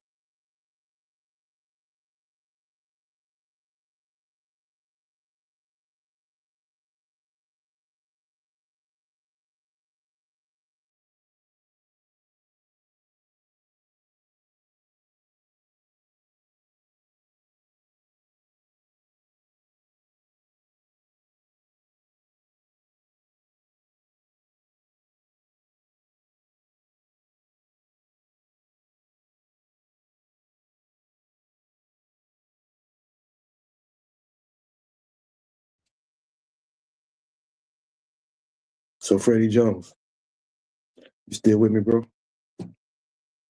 Yeah, bro, I'm here. What's up? So, I heard all this stuff that you're talking about, which, again, you make valid points. And again, I do give it to you because I like that it's based on some things you've seen in Alt 22, and we're talking aggressiveness. We're talking. So, let's actually touch on aggressiveness for a second. Now, it seems to me like you want Bryce Young to be more aggressive. No, Dave Canales does. Dave Canales wants him to be more aggressive. Is that what I'm hearing? Yes, I promise you he does. Yes. So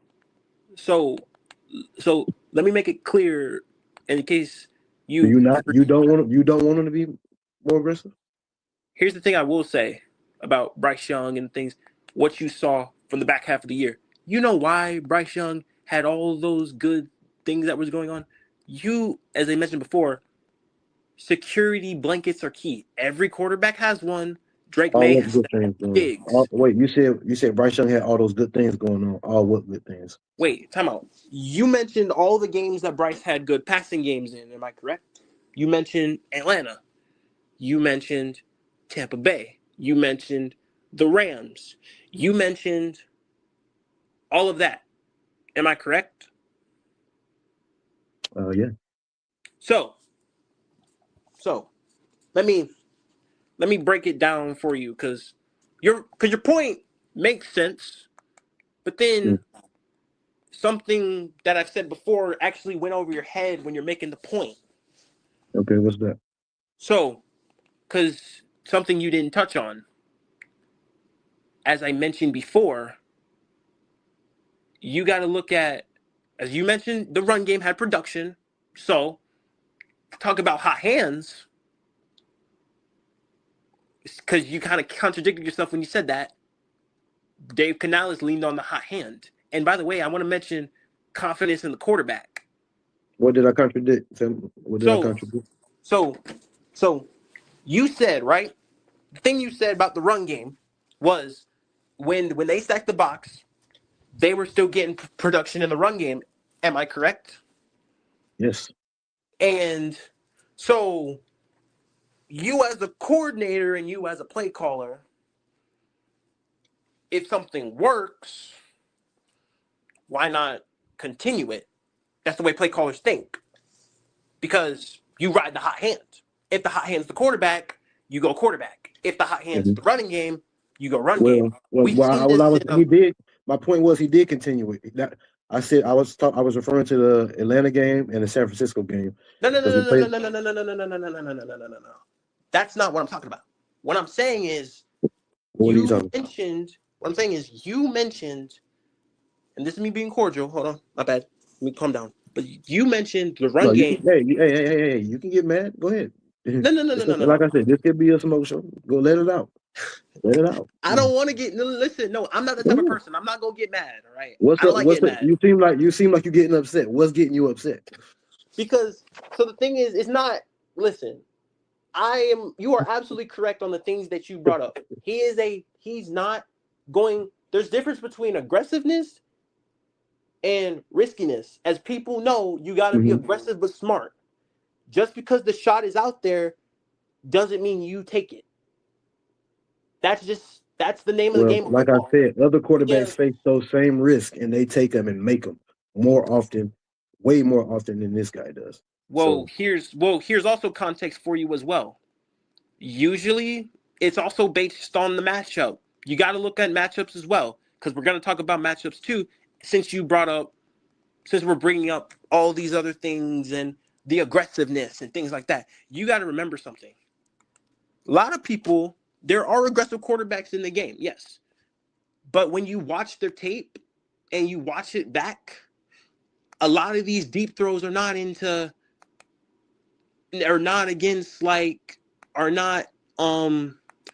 just calling a shot just to call it. It's you like the matchup, you take the matchup. It's as simple as that. It's smart quarterbacking, and big time games come with smart quarterbacking. Every single big time game has smart quarterbacking. And when you like the matchup, if you like it, yes, one-on-one coverage, that's the perfect shot to take. If middle of the field, not so much. But the outermost out, so if we're cutting the field in half, we're talking middle of the field and then the outer parts of the field. Wait, hold on. Wait. You just said one-on-one coverage, right? Yes. You just said one-on-one coverage is the perfect shot to take. It is. It's the perfect shot. So please explain this, because this is very important. Okay. So he had 54 yards in the Seattle game, right? Yes. Are you aware that it was said that Seattle switched to man-to-man coverage and it was confusion. It confused us. And are you aware that man-to-man coverage, that's what quarterbacks who, especially confident quarterbacks, they licking their chops for some man-to-man coverage. That's almost disrespectful to go out there. And this was a playoff situation. Like this was during that last 4-game stretch of the season where we kind of was in must-win game situations. This was damn near playoff game. They flat out disrespected our quarterback by playing man-to-man like that, and he didn't even try them attempt anything. He didn't even try. He accepted that man-to-man coverage, and he just okay. So come on. Explain that. You just said you just said that man-to-man coverage. One-on-one coverage. It doesn't have to be one-on. That's man-to-man. One-on-one coverage. Yes. Why didn't Bryce Young go to work that day? Why didn't we see him even just try to attack in those situations? You gotta also remember, and you gotta also think about, and the thing that he's looking at too is the defense out leveraging us, because it's leverage as well. That's the thing you're not understanding, and you're missing the point. Because some people run man coverage just strictly one-on-one, my man versus your man. If it's outside, you go outside. It's inside, you go inside. But the thing that Seattle does very well, and the thing that I watched their tape and I went back and watched the game, was what they did is they bracketed two people, and then they played quarters coverage. Actually, it wasn't man-to-man coverage, it was quarters coverage, but it was a different type of, it's box quarters coverage, or what we call cover 4 match, where they were matching the patterns. So they didn't play man. So they didn't. So Seattle didn't play man-to-man in that game. That's not man-to-man coverage. If you go back and watch that, that is strictly. It looks like man. It's not man. It's not man. That's where the confusion came from. Okay, so you can confuse man and zone coverage. You conceded to the fact that man-to-man coverage is the area of the game where a quarterback should be productive, right? It's not all the time. Well, okay, but generally, right, quarterbacks are good against man-to-man, right? Generally, quarterbacks are about 50 some percent against man-to-man coverage. Bryce is actually good against the zone. He struggles in man coverage. He struggled in man coverage all year, and it wasn't just against Seattle. So, question. So, I do want to clarify this, and I do want to have a conversation with you about this too. Is it the fact that so, question, are you willing to have him throw these aggressive passes where the dudes are not open or not in the place of where there's instances where guys are open, and then if a guy isn't open, like there is a such thing as throwing a guy open or just giving a guy opportunity, putting in a spot where only he can go get it. As we mentioned before, there's a thing of you talk about building chemistry. That's how you do it.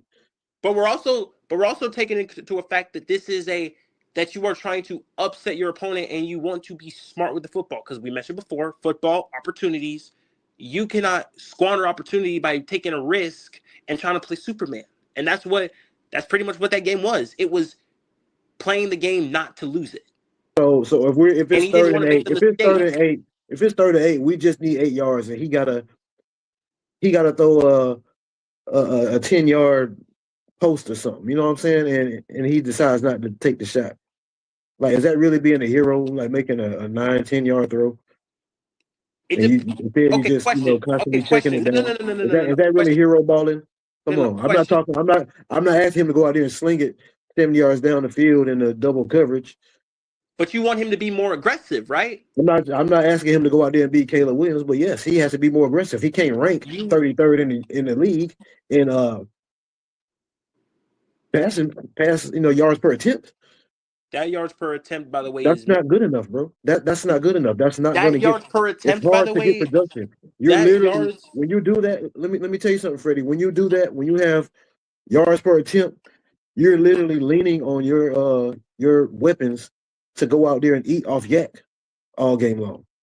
Well, and so we got to put a stable of guys who most can of those yak yards come underneath. Most of those come underneath. And that's what most play callers call anyway, are underneath routes. You don't see a lot of, especially on 3rd and long, it's underneath, trying to make a play, screen pass, drag route, those type of things. Check down. try to get the first down. They don't want to take risks. A lot of coordinators aren't going to take those risks. So how are these other quarterbacks accumulating, getting so much more production? Are they because it's yards after the catch? I mentioned before. Really? Yes.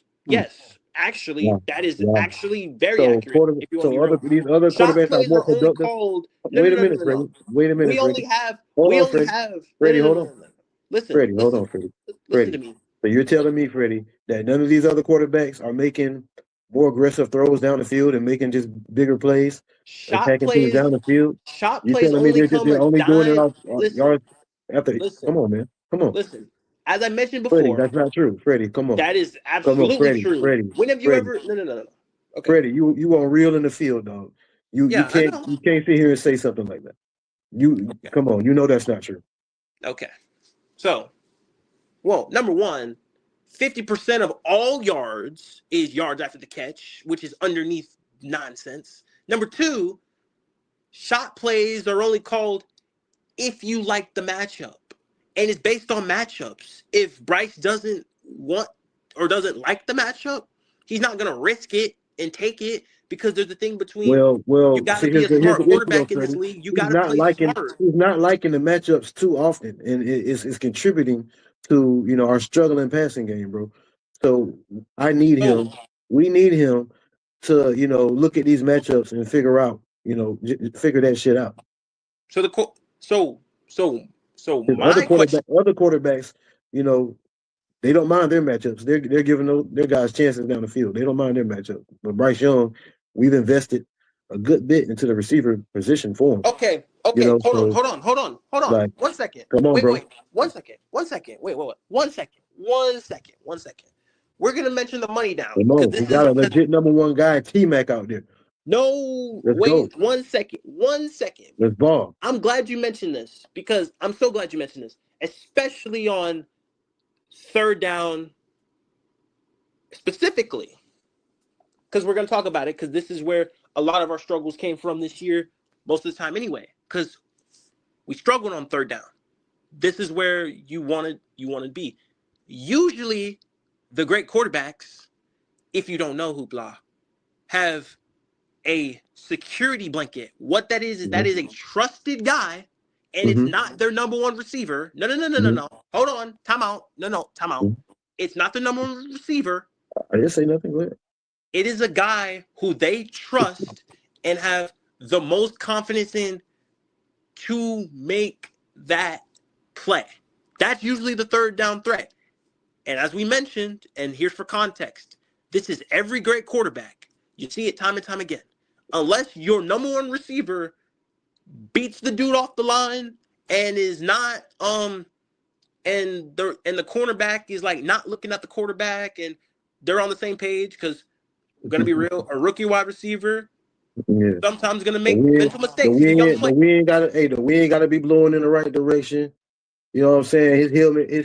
His chin strap gotta be tightened up, adjusted just right. You know what I'm saying? His mouthpiece gotta be. What I'm saying is, a lot of quarterbacks gotta be soft enough. The number one receiver is usually the decoy in that play anyway.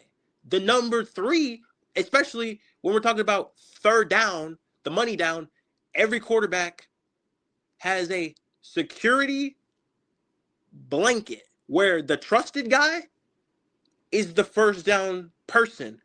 Bryce Young, if you notice, when we're talking about playmakers, we're talking about all this stuff. When you go watch the film, especially on third down, separation dropped significantly. Because I look at all the splits and stuff. The completion percentage, the yards, all of that drop on third down specifically. And Bryce Young attempted most of his throws on third down. Freddie Jones, I gotta shut that down right now because Bryce Young, you can look up his completion percentage on third down. I know his completion percentage on third down. I know he completes percentage on every down, on every single down. So what's his completion percentage on third down?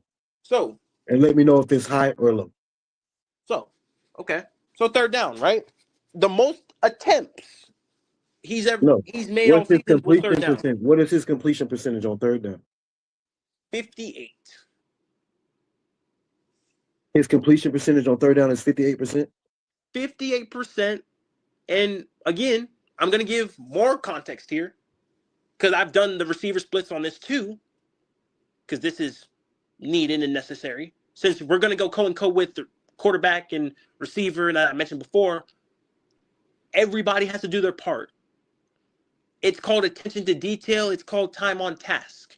We're talking about communication. We're talking about all this other stuff that you're missing in this sense. So if you, again, as we mentioned before, are we really going, listen, questioning the quarterback sometimes, granted, but are we going to say that he is the reason for our offensive struggles? His struggles mainly come from when, because it's not going to be perfect. It's never going to be perfect.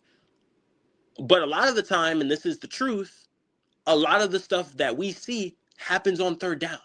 And we could talk about it all we want to, but that's the truth. And I've seen it time and time again. And this is not just Xavier Legette. This is every receiver. No matter what, the rate you talk about, the separation, the windows, them running into coverage, that stuff drops. You do know that T-Mac and Coker, they ranked in the top third in the league in separation, and he's able to get for all the shit that's talked about him, graded out as average in the middle of the pack. Not on third down, they didn't. Not on third down, they didn't. Are we doing overall or are we doing third down? Because we're talking about third down right now. And no. Third down most of the time. And where are you getting this from? Where am I getting this from? I have all the splits. I have all the splits on my thing. I do my research too. I have all the splits, all the different things we're talking about. And number one, as I mentioned, Bryce Young was one of the most not only pressured quarterback in the NFL on third down. So he had to get the ball out quick on third down. For context as well, since we're doing context, it's not about sacks. It's about pressures. Because Bryce did not get sacked a lot, but he was pressured a lot. That's on tape. He was pressured a ton. A lot. We've seen a lot where he was on his back at the end of a play. Where did Bryce Young grade out under pressure this season? Pretty damn low. You sure? It's pretty low. You sure? He wasn't great under pressure. Look it up, Freddie. I'm down to. Bryce Young, I told you earlier in the show, Bryce Young struggled from clean pockets, from clean ass pockets, Freddie. Mm-hmm. Clean pocket. So how can you sit here and point the finger at his, pressure when he struggled from clean pockets? He actually graded out pretty good under pressure because he checked it down real quick. And that's the point I'm making. A lot of this it didn't amount to much because those checkdowns didn't convert first downs, which led to a low conversion rate. But again, I mentioned yards after the catch. Whose fault is that? Bryce can put it in the playmaker's hands. If they don't make plays you just admitted earlier that he can throw some wild passes when he's off platform. That's not what I'm not. Which he is every a lot. Play, he doesn't have to be Superman. Those are special plays. He puts himself off platform. Those are special plays. Those are not plays that happen occasionally. No, what you said was he throws it inaccurately off platform at times. Basically you expect guys to make the circus catch. But if they're doing that a high percentage of the time, because he throws a high percentage of off platform throws, how can you get a lot of yak? It's not based on yak. Again, I mentioned underneath yards are the yak catches. Because T-Mac for a 6'4", 6'5" receiver, guess what? Check his resume. He is a yak receiver. I know, but the thing I'm mentioning is he's also a one-on-one. His main spec, right? His number one spec, since I'm going to counter you on this, and I'm sorry, but his main spec is he's a possession. His first spec, because you're talking about one spec, right? His best spec, because he's so big, and what Carolina wanted to use him as is a possession receiver. A guy, reliable, great catcher. That's what jumps off the charts. Yes, he can yak catch, but again, they wanted him to be a 50-50 ball receiver, possession receiver, a guy who can, doesn't matter the route. It doesn't matter if it's a curl route. Doesn't matter if it's a drag route. Doesn't matter. You pick up yards after catch after the fact, but can you be sure-handed? Because again, we're going to talk about this a ton. I mentioned before, completion percentage. That's not all on Bryce Young. That's also on everybody else. So again, I'm not going to hold him not accountable because quarterbacks miss throws. It happens. But again, when playmakers don't make plays, that's what you get. You get that because we've seen that from. So listen, if you're going to talk about Bryce Young and the fact that he's not a franchise quarterback, let me ask you a question. No. Hold on. Go ahead. Let me ask you a question. Mm-hmm. All right. Since we're talking about Bryce Young and since we're talking about weapons and all this, the all 10 and everything else, right? We're talking about this. We're talking about systems. We're talking about all this stuff. All of this stuff has a factor. All of it. As I mentioned, all of this has a factor. All of it. I know this is all factual, by the way. Systems and quarterback and coaching, all of that has something to do with it. But it's also the playmakers. Bryce Young doesn't have to be perfect. But the times he is aggressive, because I've seen that too. The time he is aggressive, they don't catch the football. He doesn't have to be perfect. He needs everybody else around him to be perfect. No. They need to make plays when the plays come. Because again, the NFL is all about opportunity. You got to capitalize on the opportunity. It doesn't matter how many attempts you get at the opportunity. So you only get one opportunity. You keep saying this word opportunity. You mentioned earlier that Bryce Young isn't getting the opportunity to make the throws, to make the passes. So opportunity comes from not only him. That's a domino effect. Doesn't that affect the receivers too? If Bryce Young is not hold on, wait, let me say this.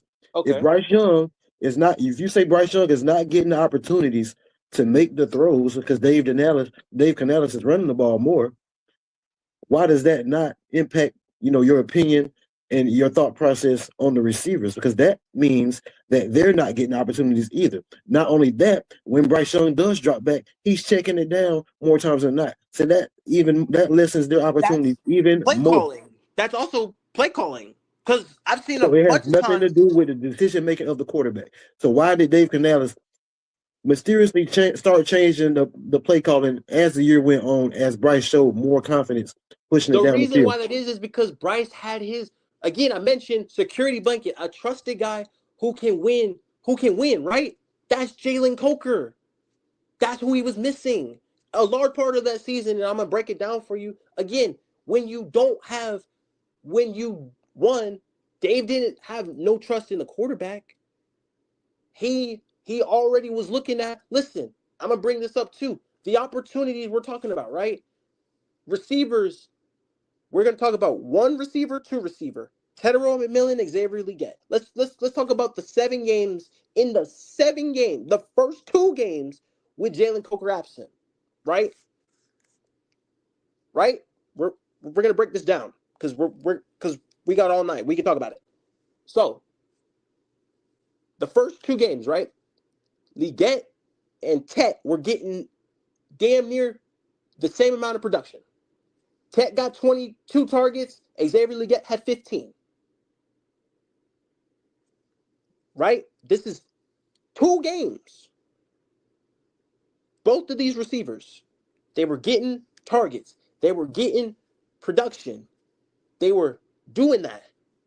Dave Canales figured out that wasn't working. We had a late bye. So what did he do? He changed the game plan over and over and over again. He continued to change it. Then he got into a win streak. So he rid the hot hand, the run game. Limit the quarterback. Don't allow these receivers. Limit possessions. Limit those things. Get out with a win. Wait. We were just holding on until we got our guys back. That's what Dave Canales was thinking. It was more conservative. That's play calling. That's not Bryce Young. Okay, that's play calling. So again, Bryce Young, let me ask you this question. Okay. Can Bryce Young elevate players around him? Can he elevate anybody?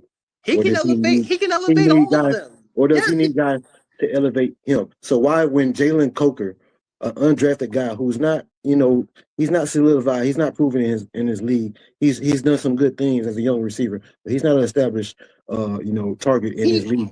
He's making a name for himself. Yes, but for him to be out and you to act like Bryce Young is just, in distress now, and there's nothing he can do without his security blanket, Jalen Coker. Like, come on, like elevate the next guy. That's not number one. The man up. You're gonna shy, so that's why he's going out there shying away, checking it down because Jalen Coker is not out there. Like, oh my God! Like, what I mentioned, play ball. What I again, I'm gonna say this again. When you don't listen, let me go to a guy. No, hold on, wait, because when you can look across the division at a guy named Tyler Shuck, who walked out there not only against us 2 games, but other teams as well, and got high level production. And he didn't have much at the receiving core. He didn't have chemistry with his guys. He wasn't in a perfect situation. No. Hold on. Went out there and threw the ball down the field aggressively. Time out. No. Did this happen or not? He threw the ball down the field aggressively against us. 3rd and long, pushing the sticks. 3rd and 12, 3rd and 14, 3rd and 15. It didn't matter. Do you know why that is, though? Driving the ball down the field with confidence. Do you know why that is? He didn't have no Jalen Coker. He didn't have no T-Mac out there. That's based on his system and his coaching. That's the way that. No. Yes. Because no quarterback. He throws the ball more than he runs the ball. That's Kellen Moore. Perform like that. They was in the same. Spencer Rattler, was he performing like that before Shuck got on the center? His playmakers were helping him out. That's playmaking and that's coaching. That's coaching when another team quarterback is having success, it's because of the system, right? Okay. Yes. It has nothing to do. It has nothing to do with the quarterback elevating the situation. It's system and coaching. You got to base that off system and coaching. Everybody talks about it. That's the truth. That is the truth. A good quarterback can look shitty in a bad system. The system has to fit the quarterback. If it doesn't fit the quarterback, are you saying? So you're saying David Canales, his coaching staff, his system, the way he ran his system is inconsistent. He needs to make it a pass first offense for Bryce Young to truly. How can you do that? How can you do that, right? When you're struggling to get your quarterback to be aggressive and attack down the field, and he's just checking it down. Like, we've seen examples of him. First of all, okay, Hoopla, and number one, you just contradicted yourself again by saying that, because we saw the playoff game, the Tampa Bay game, the Atlanta Falcons game. Pinpoint one game. I'm talking about. I'm not pinpointing one game. I'm saying look at the things that happen when we are pass first. Bryce Young is aggressive. Bryce Young is pushing the ball down the field. Right. Those things are happening. When you are conservative and you take the ball out of the quarterback's hands, that is when the play calling changed. The play calling was conservative earlier in the season because he wasn't being aggressive. He was playing timid. He was turning the ball over. So we leaned on the run game. We was hiding the passing game. We were only throwing the ball when we had to. That is Dave Canales. That's not on Bryce Young. No, sir. You talk about rhythm and flow. He's going off the rhythm and flow of this quarterback, which is what he's going off the rhythm and the flow of the team. He's not going off the quarterback, because if he was going off the quarterback, he would have put it in the quarterback's hands. Where he was uncomfortable. No, man. When he saw Bryce get comfortable, he got more loose with his play calling. And he got more creative with his play calling. Yes, he did. Well, again, as I mentioned before, you don't abandon the run game, but you never. We ran the ball way more. Why did we run the ball way more then? Because why didn't he go out there and air it out? That is play calling. That is 1,000% play calling. Well, why was he calling the plays like that, and why did he change? He's calling the game based off the way the team is playing. If it's physical, it's stretchy, and the run game working, he's going to ride the hot hand. What about the quarterback? You're mentioning everything but the quarterback. That's not on the quarterback. That's not based on the quarterback. So I'm sorry, that's not. The quarterback is the leader of the offense. He touches the ball every snap. You're telling me the coach is not going to call plays based on how his quarterback is feeling and seeing the game and what he's comfortable with? No, it's based on the team. It's not listen, you are missing the point of this. I'm not missing the point. I'm hearing exactly what you're saying. No, listen, Freddie. This is the ultimate team sport. I'm I'm holding everyone accountable. You heard me say everybody but Bryce. Everybody but Bryce. I talked about Bryce Young. Look, you have to keep it real over here, Freddie. Look, you have to keep it real over here. Bro. I am keeping it real. I'm telling you. So you're telling me right now, right here, on Real in the Field, right? This is what you're gonna stand on. This is what you're gonna stand on. I'm gonna stand on it. No, I want to make this clear, Freddie. Make quarterbacks. Freddie, I want to make this clear. You're standing on that a play caller is not going to base his play calling on how his quarterback is playing, how his quarterback is reading the game and reacting to the game, and That's what not how he's comfortable with. that is You not how saying that play has, callers work. but you're saying That that is has nothing not to how do. play That callers has work. nothing to do with it. That has That's nothing to not do how with play callers. No, that's it. not how play Okay, callers work. okay, I got That's you. not what I they got do. you, Freddie. I got That's you, not what Freddie. they do. I got you, Freddie. That's not how play callers work. I don't think you're being honest, Freddie. I I think you am know being better. honest. I'm being real with you. I And don't believe so, man. I am. I'm being real with you. That's how play callers work. That is absolutely how play callers work. Systems, the way, listen, So a tell me. So please great tell me. team Explain. I with want a to learn. bad play I'm caller here is to going to learn, play Freddie. bad. We I'm saw gonna that mute in up. Explain to Philadelphia. me. Explain That to me what. happens. Explain to me the ins and out of play calling. Okay. The ins and outs of play calling. Okay, So wait. So cool. it has nothing to do with the quarterback, Let though, me right? break it down. Okay. Let me break it No. down. Let me. Okay. Oh, hold on. Okay. Let me help you out real quick Yeah, about the play because what calling things. you're saying it has nothing to do with the quarterback, right? This has nothing to do with any other player. This is based on play calling. If you don't put your players in positions to succeed, they're not going to succeed. Okay. That system, coaching, and that's all three combined. It's a whole team effort. If one is off, it's going to be bad. It doesn't matter. It doesn't matter what you say. And I'm going to tell this again. We're going to say this again. This is a true thing. A system, a great system, makes a quarterback. It just is what it is. Coaching, system, all of that makes quarterbacks. Coaching is not players, it's coaching. It's all coaching.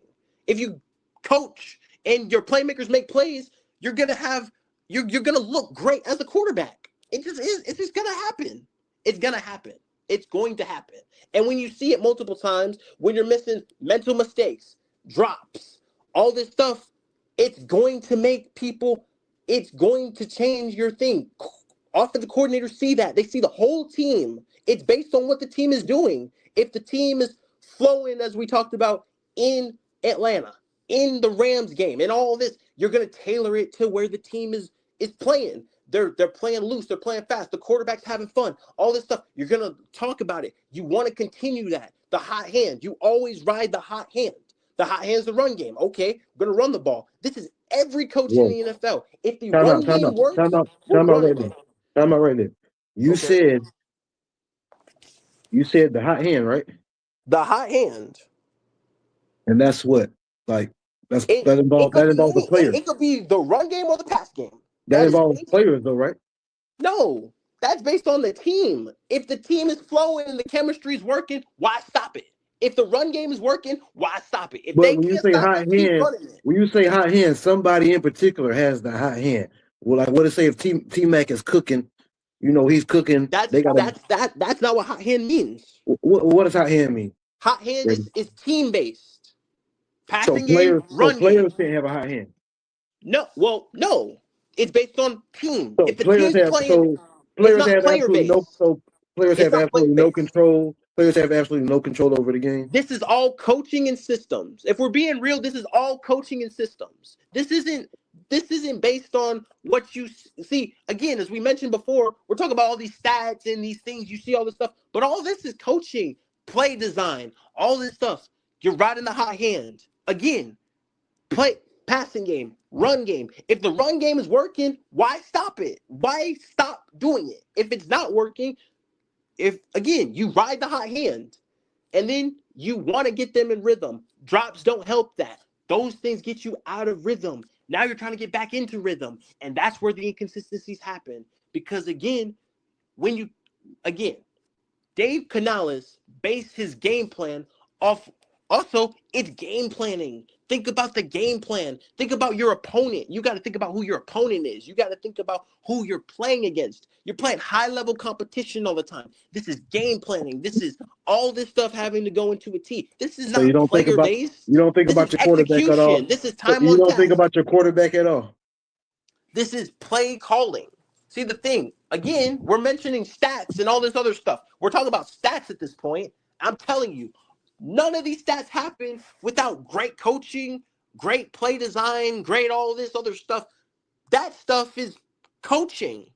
It's execution on the field. That's lack of execution. That's the only thing the players have to do. The coaches coach up all the players and stuff. They got to execute. That's them. They have to execute. But that's coaching. That's system. That's all of that. If execution works, why stop it? It's all execution. It's all coaching. I mentioned this before. That's what it is. I've talked about it a long time. If the execution and the coaching aren't meshing, it's going to be inconsistent. You got to get those on one accord. When those are on one accord, you see what happens. Seattle, the Rams, all of that. That's all coaching. The playmakers have to execute. That's coaching. That's something that people don't deep dive into. But that's what it is. That's what football is. It's coaching and systems. Does the quarterback has to execute too, right?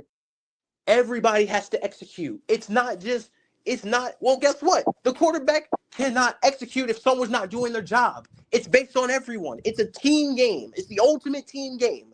If someone's not doing their job correctly, which that happens a lot. Someone's in the wrong spot. Someone's in the wrong place. You're not supposed to be there. If it's not in the play call, which Bryce is going to call it to the play call, the way the play call's called, if you're not in the right spot, if you're not. I get it. I got what it was earlier on in the show. Like you just said a few sentences, and I knew what type of time you was on, Freddie. So you're saying that more often than not, everybody else, is not doing their job correctly, and Bryce Young is.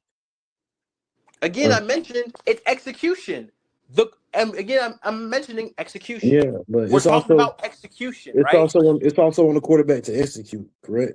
But it falls on everybody else as well. So if you're going to blame the quarterback, you better blame the whole team. He's one guy. What are we doing here? He's one guy out of 11. And you want him to elevate when they're not doing their jobs. Everybody has to do their job. He touches the ball all the time. If he throws it away and takes it out, whose fault is that? Freddie, hold up, Freddie. Never did I blame Bryce Young for everything. I mean, I said earlier that he's not at fault for everything, but I said he is accountable for his own flaws, his own deficiencies. So real quick, I mentioned no. He got his own duty to clean up. Wait. 1 second. I mentioned the stuff that I saw deficiencies in Bryce Young. You tell me, without bringing up stats and all this other crazy stuff, you tell me the deficiencies you've seen. Because I've told you mine. You tell me yours. Since we're going to talk about deficiencies. Well, yeah, I told you. I told you mine, and it went deeper. It went deeper than the field. Like I started earlier, I let you know that, when he was coming into the league, and I just did my homework on him, just watching interviews, watching his college films, college games, different things. And I didn't take that he was going to be, a high level NFL quarterback. And then I didn't see the passion for the game. And then down the line, he went on to kind of confirm that he, really, when he leaves the building, he kind of checks out from football. He don't think about the game, and shit like that just concerns me when you talk about when you on that grind and you chasing greatness, and you already, hold on, and you already, behind the 8 ball in terms of your growth and development. Like he's approaching year 4 and he's gotten better, yeah, but look around the league, man. This guy's his age and younger. That's already ahead of him.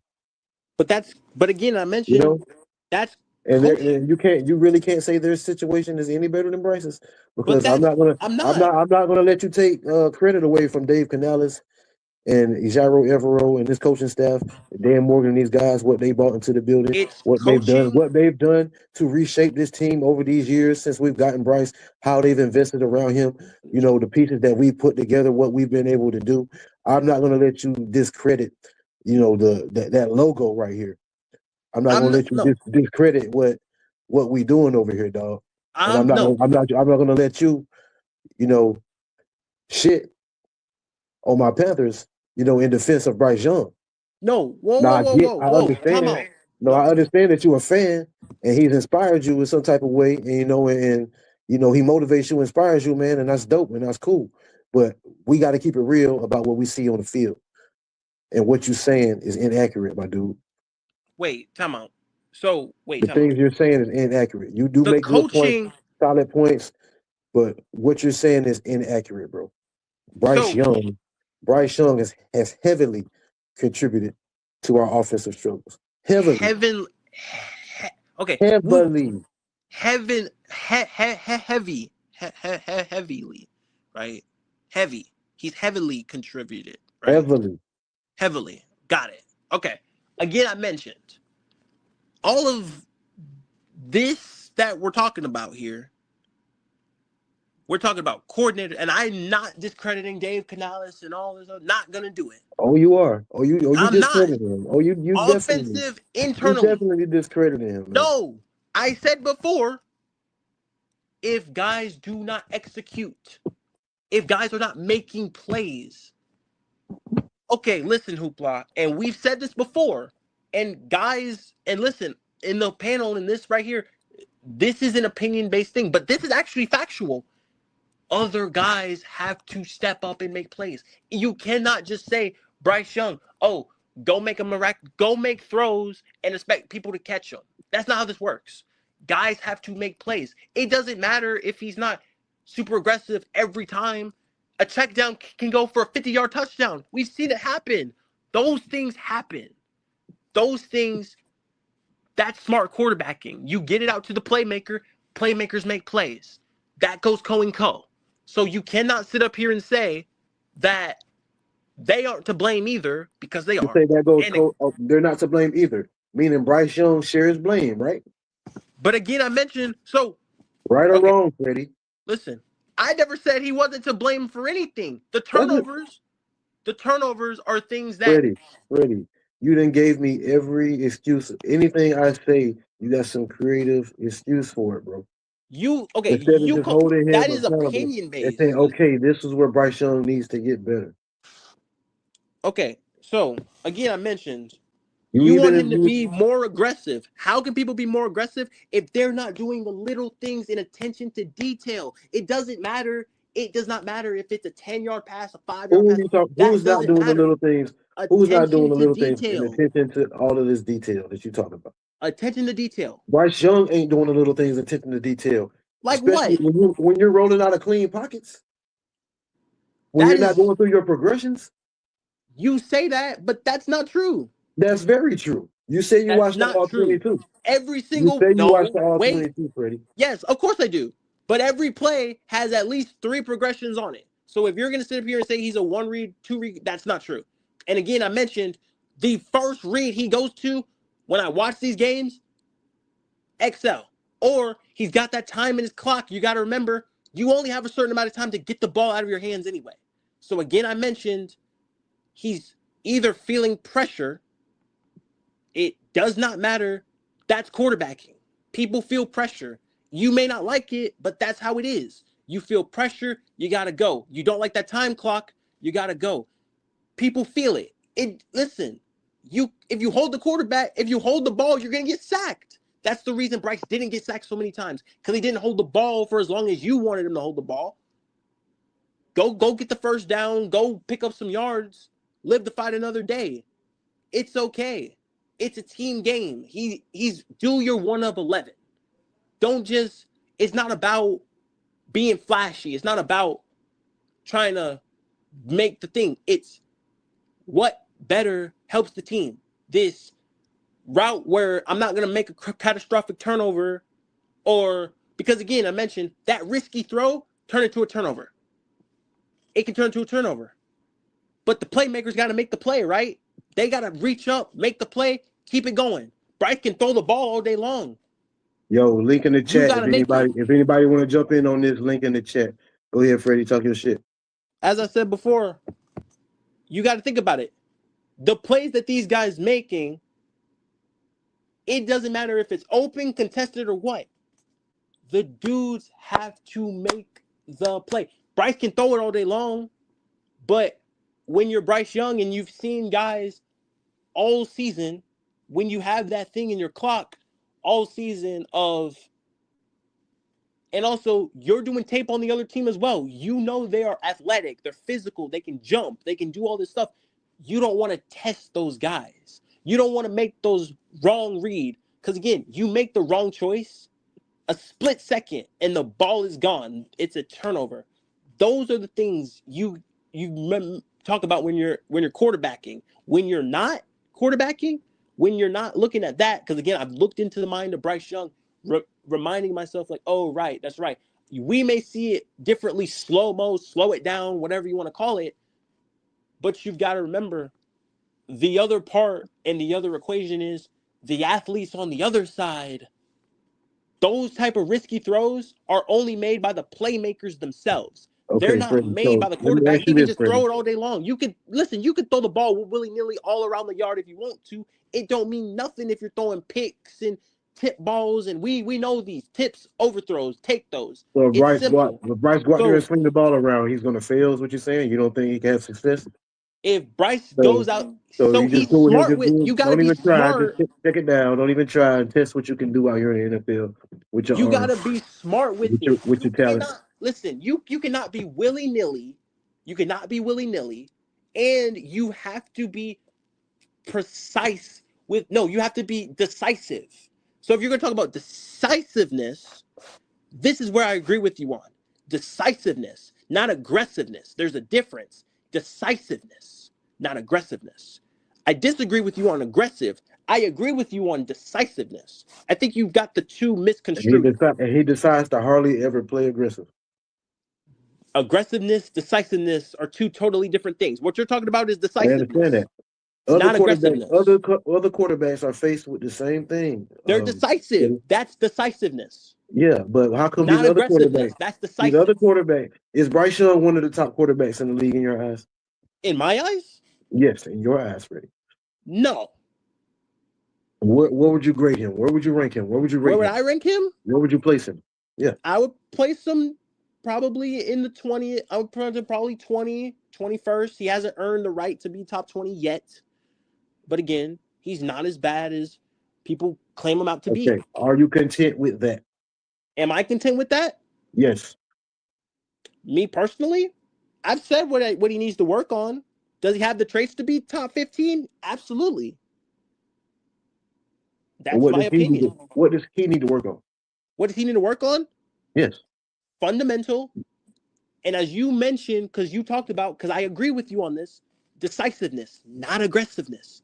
Aggressive is what he was a large portion of the season. Decisiveness is what you're talking about, not aggressive. Two different things. Decisive, aggressive. What you're talking about right now to me, decisiveness, not aggressive. He needs to be aggressive. He needs to be decisive. He needs to be more aggressive. He needs to be more aggressive. No. There's a balance. There's a balance. There's a difference. There's a balance between the two.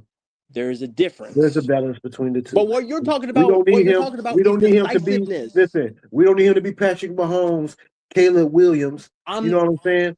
Decisive, not aggressive. You two different things.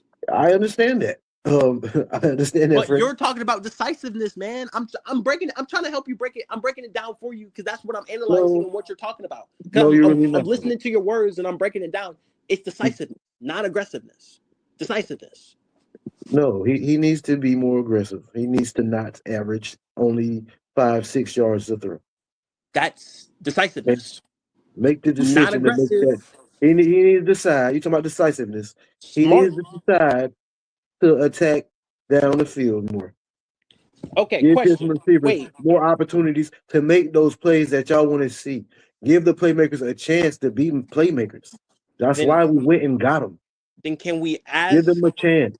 Well, again, if you're gonna blame that reason, like he did in the Rams game, he went out there and threw the ball and gave them a chance, and we had some success. We were a pass-first offense. They wasn't that bad. Apparently, we were a went out there and gave them a chance. We was and a they made plays offense. Pass-first offense. And it's based on game plan, which is what? Coaching. Yeah. Coaching, am I correct? Based on how your quarterback is playing. When your quarterback isn't playing good, you hide behind the run game. That's not how that works. When he's playing good, you let him control the game with the pass. When he's playing good, you let him control the game with the pass. That's your opinion, but that's not how that works. No, that's what we saw this season. That's what we saw. How that works. So you think Bryce Young, you admitted that he came out and started the season turning the ball over. I believe you think it's coincidence that Dave Canales started running the ball more? It was Do you know timid. why It that was is, more though? But hesitant do you also to know even why that throw the is? ball on As we first and have second talked about down. You before, think it's just a have we not coincidence? seen And do you think guys it's just a drop coincidence? passes? The Have we play not seen calling guys opened up when drop Bryce Young passes in started the to throw the open ball better? field, though? Are we talking about this? Have we not seen guys step out of bounds, drop No, passes? no. Those Answer my things. question. Do you think? Listen. Do you think it's a coincidence that he started the season struggling, turning the ball over, and Dave Canales started running the ball more, and we had success running the ball, and he kept trying to run the ball because we was having success. He was coaching to the rhythm, the beat of his players. The quarterback was not having a lot of success. The That's running not game player driven. was. So that's how he constructed his It's not player game plan. driven. It's not player driven. That's player driven. That's why he constructed his game plan the way that he Offensive did. coaching is When not Bryce player Young driven. started playing It's better team and driven. showing more confidence in his arm, This is he team. started opening up his playbook We're more. That's isolating when you one saw. player, not the That's when you team. saw the Atlanta game. That's when you saw the Rams game That's a where he was able to team-based hit them game. over the top. When he hit, Those are team wins. when Bryce Young took those shots over the top against the Rams, that opened up the confidence in Bryce and Dave Canales, and there went the playbook That had opening up for nothing. Bryce. Okay, first of all, hold That's on. coaching to the rhythm of your players. You're talking about rhythm and flow. So what the hell is the rhythm of the flow then if it ain't off the players then? It's You talk literally about the based rhythm on and the flow of the game. team. If the team is playing like The that, players are on the Bryce, team. The players shape the team. that's execution. That's what? Coaching. Okay, so how do you not? Execute. So how do you not look at the quarterback as the quarterback is it's the quarterback position, bro. Cannot be the focal point of it, because if that's the case, The quarterback if we're is the saying focal that point about any quarterback of in the your league, passing game. we're talking. Your quarterback is the focal point of your passing game, the focal point of your offense, especially your number one pick. It's based on your team. If your team is playing well, and number one, I'm gonna say this again: if your team is passing the ball well, that's the hot hand. If your team is running the ball well, that's the run game. Right. That and your is quarterback, not. and that has something to do with the quarterback, sir. No, it does not. Yes, if you're passing it does not. You also have to look at the team you are playing. If you know the team that you are playing is good against the pass, why are you going to sit there and pass it? You're going to test their weakness. Okay. It's strengths and weaknesses. Since we're talking about game planning, which is what? Coaching. Okay. That's what we're talking about. That's what you're talking about right now. So give those same excuses to the receivers that you know what I'm saying, that you trashing. I'm not trashing nobody. It's coaching. You are. That's coaching. That is game planning and coaching. That's systems. That's coaching. That's all of that. There's no way in hell our coaching can be that bad because we were able to achieve the level of success we did. It's inconsistent. With a bottom-ranked passing game and a low it's good, but it's inconsistent. If we're going to blame anything, that's play calling. You put Bryce Young on Clint Kubiak, I promise you it's totally different. And you're going to see what I'm talking about. It matters. Coaching matters. So that's what I said earlier in the show. Coordinators matter. And that's what I said earlier in the show with Bryce Young coming up in the top programs on the best teams, these powerhouses, and he winning. Was coached by the greatest coach of all time. And that's my point. And that's my point about Bryce. And see, that's my point. And we can almost kill it with this. All right, just listen up. So you're blaming coaching, you're blaming the players around him. And earlier in the show, I said that was my main thing with him coming into the NFL. He had everything. He was always in a powerhouse situation. That is every coach. That is every quarterback in the NFL has the same problem. That's not true. That's not true. That's not true. But hold on. Sam Darnold is the prime example of what I'm talking about. Freddie, mute up and listen, bro. Mute up and listen. Because Bryce Young came up in powerhouse programs. I said this in the beginning of the show. He came up in powerhouse programs, modern day, a fucking dynasty, one of the best high school programs in the history of high school football. Went to Alabama, one of the best programs, an NFL factory, a winning situation. He's always been in these winning situations. He's never had to lead, carry, elevate. And I had concerns with him coming in because I've never seen him do it. Not to say he couldn't, but I wasn't sure. So now hearing you, seeing this situation play out here in Carolina is looking to me like he is unable to do what I was, the main thing I was concerned with. He can't elevate. He can't lead this. He's not the one to do it. He needs everything perfectly built around him to do it, which is cool if we're able to do it. If we're able to put everything perfect around Bryce and build this powerhouse around him, and we can do it, I'm cool with him being my quarterback. But I'm not going to jump out here and act like because we made the playoffs and because he got better, that he's any better than he is, and he's not at fault. And the coaching staff or the play calling or the receivers and the separation and all these mistakes everybody else was making is really what the issue was. Because that's just not the facts. That's just not what we saw. That's not what it was.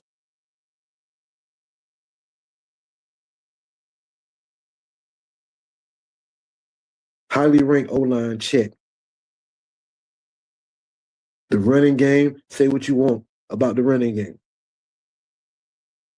They was a plus. Better than the passing game, check. The defense, better than the passing game. The passing game, the weakest part of our offense. Bryce Young is our quarterback. He was the number one pick. You go get a guy number one who can elevate.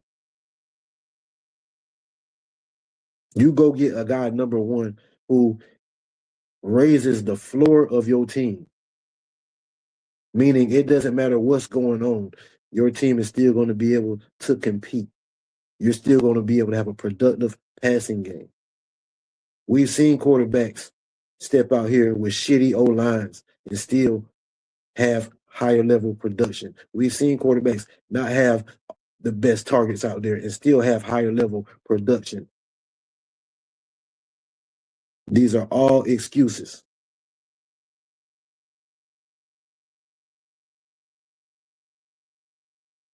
I'm not saying, and I never said that Bryce Young was the main reason for our struggles when we win or lose games. He's never, like, I understand it's a team game. Matter of fact, that's what I hate about the quarterback position. I hate that the quarterback, I can't even tell you what his win-loss record is. I hate that that's a stat attached to the quarterback, a win-loss record. Because like you said, it is an ultimate team game. But when you have a number one pick at quarterback who came in the way Bryce did, so polarizing, he's under a microscope. We watching everything that he do. You know what I'm saying? And we, and myself, speaking for myself, I want him to be great. And that's what I'm searching for. That's what I'm looking for. And I'm not saying he's all bad.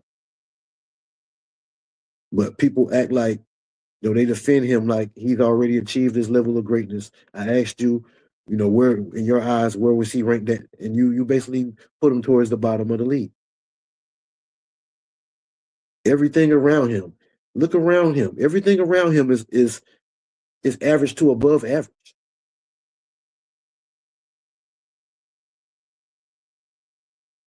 It's really not all that bad for him, Freddie, like you making it seem.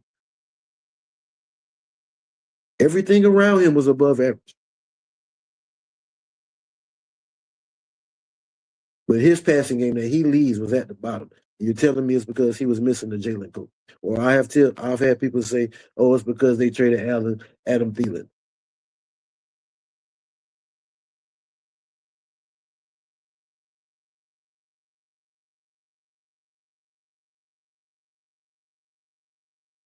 We invested heavily in the O-line.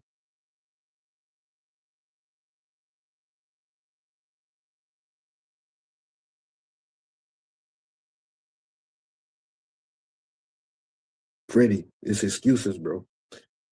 And you can admit that he has deficiencies. How can you not say that he contributes to the struggles?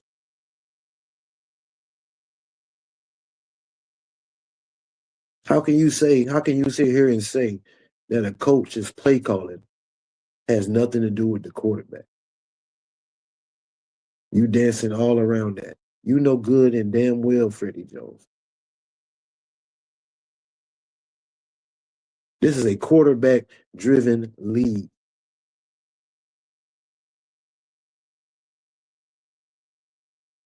Coaches are hired and fired because of the success that they have with the quarterback, the relationship they have with the quarterback. Bryce Young was our number one pick. We invested a hell of a lot to go and get him. If you don't think the play calling has anything to do with him,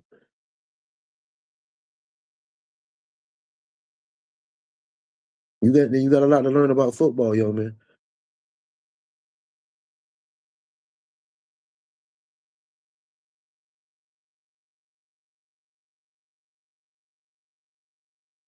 I'm gonna let you come back in, Freddie, and see what you got to say, bro.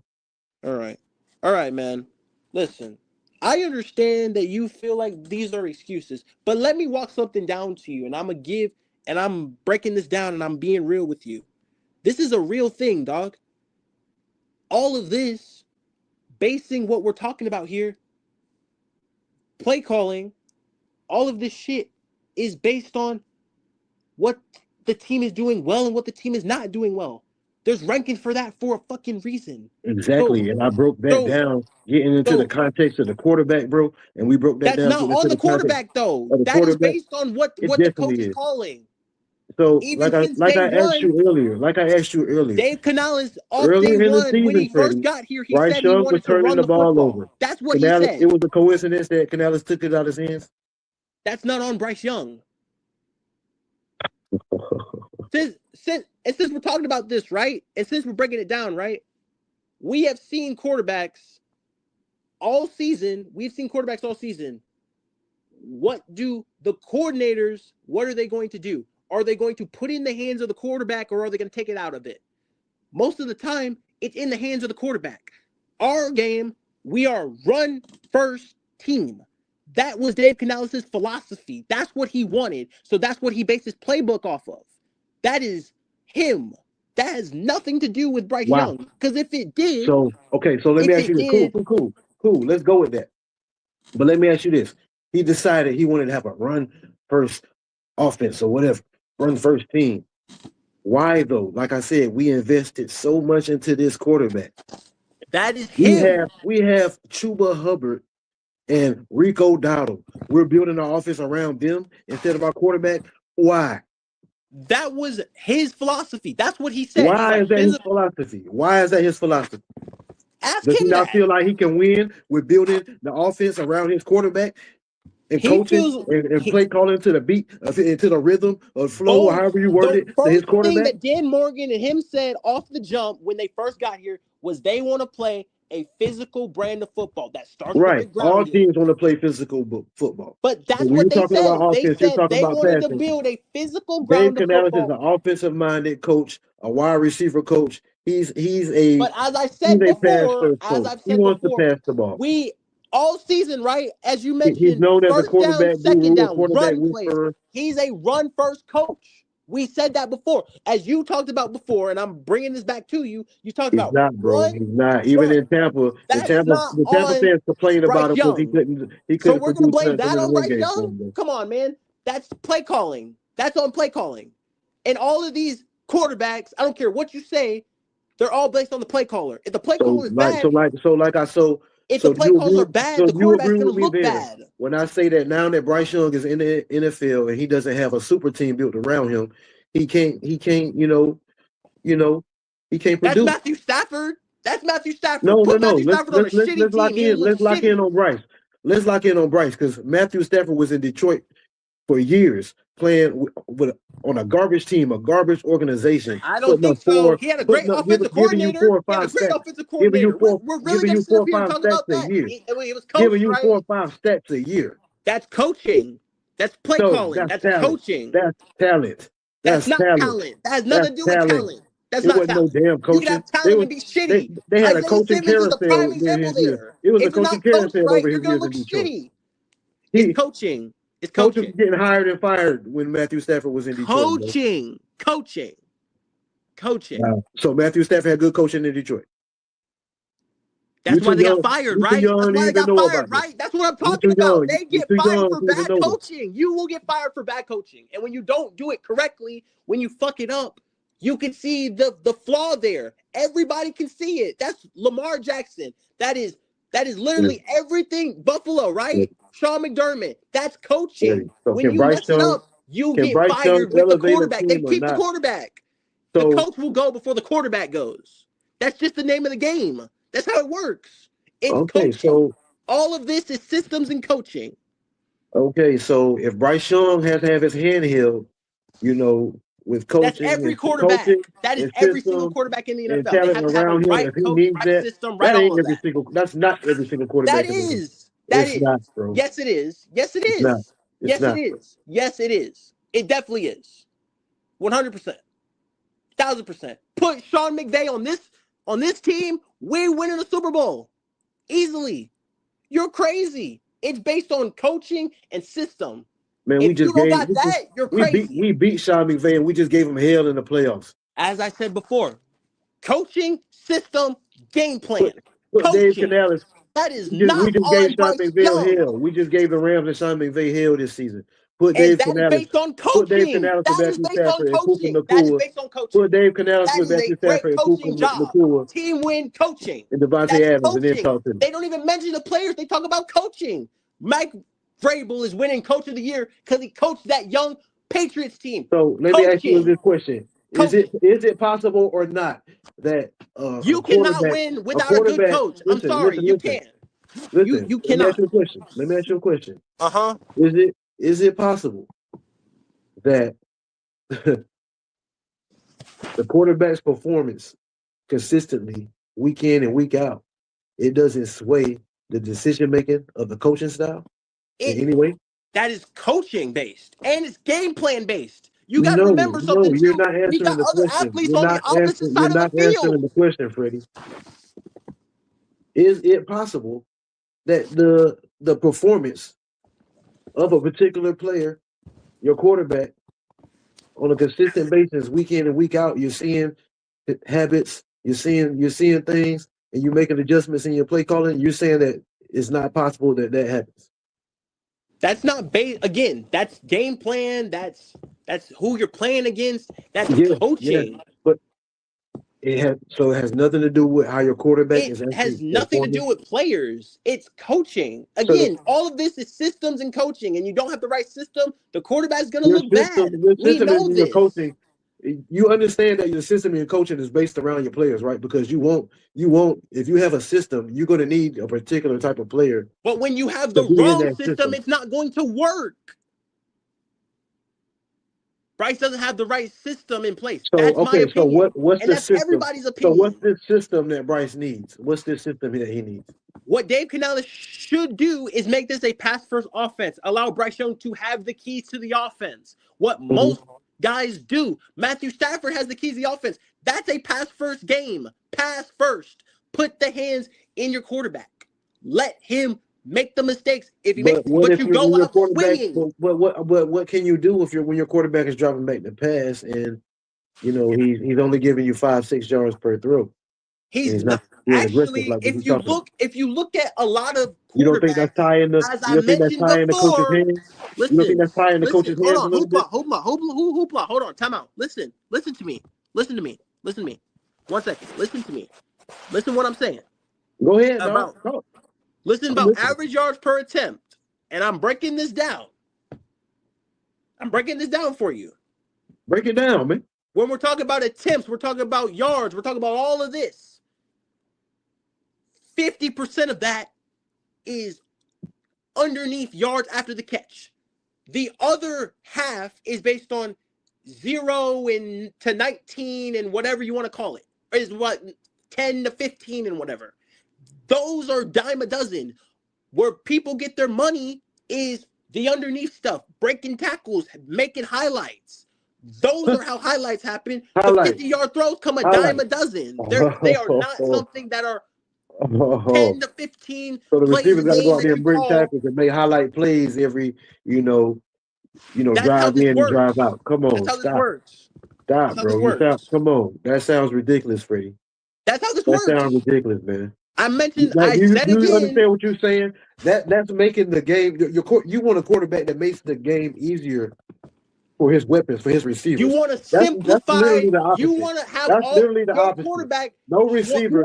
No receiver wants to have to catch short shit. That's what you want to do. The coach wants to simplify the game for the quarterback. That's every quarterback. It doesn't matter what quarterback you're talking about. That's every single quarterback. That's not true. That That's is not true. true. Because all What are quarterbacks, you going to do? if that's the Complicate case, it? Why would you complicate it? You're going to make it quarterbacks will worse. be averaging Why would 6 you yards per complicate throw it? too, if that was the You case. want it to be simple. You want to simplify the game. Everybody talks about it. If you've ever listened to a game of football, you simplify the game for the quarterback. So why aren't more Easy answers quarterbacks? to the test. So why You make aren't this that's easy. not a good recipe for success though? Because we have But that's every a team bottom in the rate passing game. NFL. Look at every single offensive How? coordinator. Tell me I'm wrong. Sean McVay gets Name me. Okay, so I can name you a this few is of real, them. Freddie. Josh Freddie, this is real McDaniels, easy. This Sean is very McVay, easy, all of these Freddie. guys, they give their Freddie, quarterbacks wait, simple listen, Freddie. answers Hey, to the Freddie, you test. listen to me, Freddie. Listen to me. This is very easy, okay? Okay. Show me a highly ranked, a high level passing game that has a quarterback that has a bottom level yards per attempt. Show me the success in that. You said yards Show per me attempt? anywhere in the league. Yes. Well, Yards per attempt. has, yes. I'm talking about Okay. lowest in the league. 30, yards 30. per attempt, right? We are talking yards per attempt, right? Yes. Yards per attempt. I said again, that has something to do as well with yards after the catch. That is not. Show me all the of those team. yards are not Show me based the on team him that just has a throwing it highly 10 to productive 15 passing yards. game with low yards per attempt and just eating off. Yards after the catch? And just Yards eating after off the catch. You got to have some serious dogs. But go ahead. That makes Name me the team. 50% of Name all me the NFL team. yards. What Name are we me the talking about? quarterback. Name me the team, Freddie. You cut all the average yards per attempt. It's really like 4. It's not that high. It's only. Freddie, name me the quarterback. Name me the team. Name me the quarterback. Name me the team. San Francisco. That's easy. They do it a ton. I watch half their games. That's all they do. That's all they do is drag routes, yards after the catch. What are we talking about here? That's what they do. Purdy? So what is Brock Purdy? We're in San Francisco passing game rank, and what is Brock Purdy's yards per throw? Yards after the catch have something to do with this. It's about No. Where's their passing game rank at? San Francisco 49ers. And what is Brock Purdy's yards per throw? Because if you're telling me there's a way that we could be successful with Bryce Young throwing these short ass passes, if we have a successful passing game doing that, I'm cool with it, bro. But I don't believe that is a recipe for success in today's NFL. I don't believe that's gonna get it done. Okay, hold on. So please show me the team, the quarterback. Show me where it's been successful. Give me 1 second. Because I'm looking over at the Philadelphia Eagles, and you got a guy, Jalen Hurts, who I guess I don't watch the Eagles, but I hear the people, and the word is, he's not pushing it down the field in the passing game and struggle, and they're not happy with the passing game. As I mentioned before, wait, time out. As I mentioned before, whoa. I have Brock Purdy stats on me right now. Okay, cool. So again, I'm gonna go through this, and we're gonna mention this. So it's not much to go through. What is?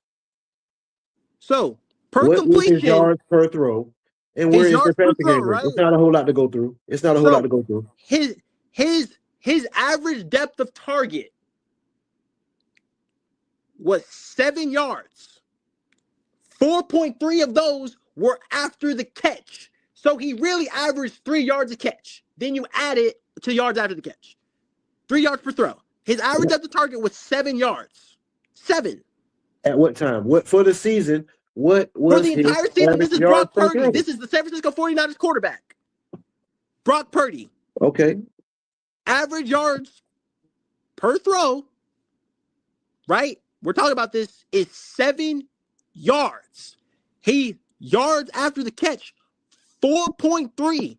So you cut again. I mentioned 7.6 yards. It's 7.6 yards. Again. And where is their passing game right now?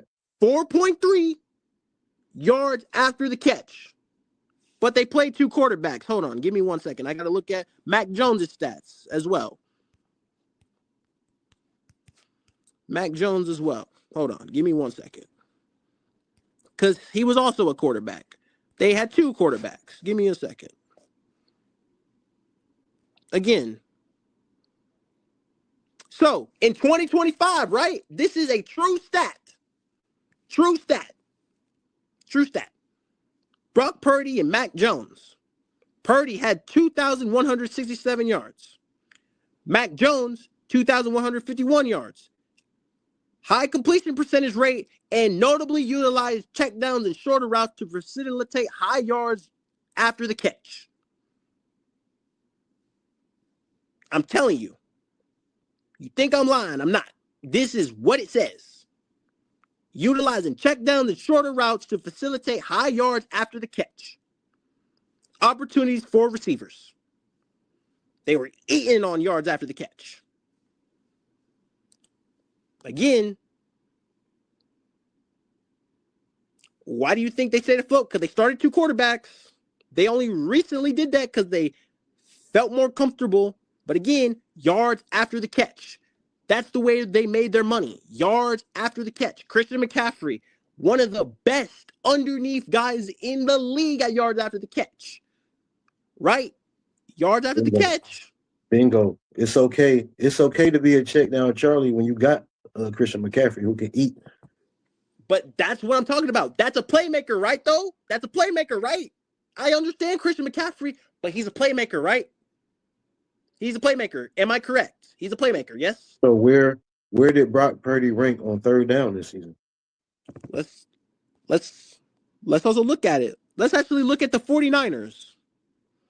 And let's see how they got a lot of their third downs. Because I actually know this stat off the top of my head. That's good. So the 49ers had a 50% completion, had a 50% conversion rate on third down. 50. Okay. That's cool. And again, outside of Christian McCaffrey, really, like who was Brock Purdy really throwing to this season? Juwan Jennings. These are veteran guys. Juwan Jennings, Jamarcus Robinson. These are veterans. These are guys who aren't even our guys. But again, I mentioned we're talking about Kyle Shanahan, one of the greatest offensive minds ever. Right? Coaching. Mm-hmm. Coaching. System. Coaching. Mm-hmm. Kevin O'Connell's another one. So Brock Purdy is basically being, lifted up and carried, by what's around him more so than him elevating. Absolutely. It's not even close. And there lies my point. And that's what, that's Bryce a Young, lot of quarterbacks in the league. There lies my point about Bryce Young. I feel like I want a quarterback that can come in and elevate some shit. That's gonna come in this day and age, in this league right now, you're not gonna find it. Step on some shit. You're not gonna find it. I want a quarterback that's gonna step on shit. You're not gonna find it, bro. That's not true. That is true. That's not true. And listen. I can tell you right here, and I can compare you with offensive coordinators right here, right now, because this is coaching. Hold on. Give me a second. Give me 1 second. Because I'm gonna break down coaching for you, because this is all coaching, man. Listen, dog. No, I don't need you. I don't need you to break down what coaching is to me. But no, you gotta understand the system and all this other stuff. People are and who these guys are playing for. Like, we don't have to keep going like these are like that. I mean get this it. isn't like I get it, man. Like I get it. I get it. Like that's all based on coaching. So tell me something. So do you think what level do you think Bryce Young can reach? Like, you know what I mean? Like, do I think he can reach? Yeah, he's going into year 4. Like this is the year. Oh, he's gonna elevate his game a ton. Especially if everybody's healthy. Oh yeah, he's gonna elevate his game a ton. Okay, so let's strip everything down, like not looking at anybody else. You just look at Bryce Young, solely Bryce Young. Mm-hmm. Everything you see that he does, good, bad, indifferent. Yep. If he's if he doesn't get any better than he is right now, is that good enough for the Carolina Panthers to win now? Yes, if Bryce Young at the level he is now, right? Who he is now as a quarterback, because he's entering year 4, and I don't know. I question how much better he's going to get. So if he doesn't get a whole lot better than he is right now, is that good enough for you? Are you seeing enough right now for him to say he should be the long-term franchise quarterback. Like if the Panthers right now wanted to give him his extension, would you be comfortable with that? Are you okay with that? Do you feel like he's earned that? Do you feel like he is that guy? Do I feel like he is that guy? Yes. I'm gonna say, and this is my opinion, I'm gonna say that he is the best available option. What does that mean? It means that you aren't going to find much better. And why do you say that? Why do you because think as we mentioned before, and what people are going to mention and talk about, you look at every offense in the league. It's coached well, and it is play called well. And it's also tailored. A lot of the high offenses in the league are pass first offenses to the quarterback. The quarterback has the keys to the city. You don't think no coach is just blessed that damn they got a good ass quarterback. They got that's not how the NFL works. Nope. That's not how the NFL works. Really? Yes. Well, how's it work? It's coaching and systems, man. Listen. My stepdad was a football player. He was a football player. Listen. They won championships. Coaching, systems. They don't work. You don't win games.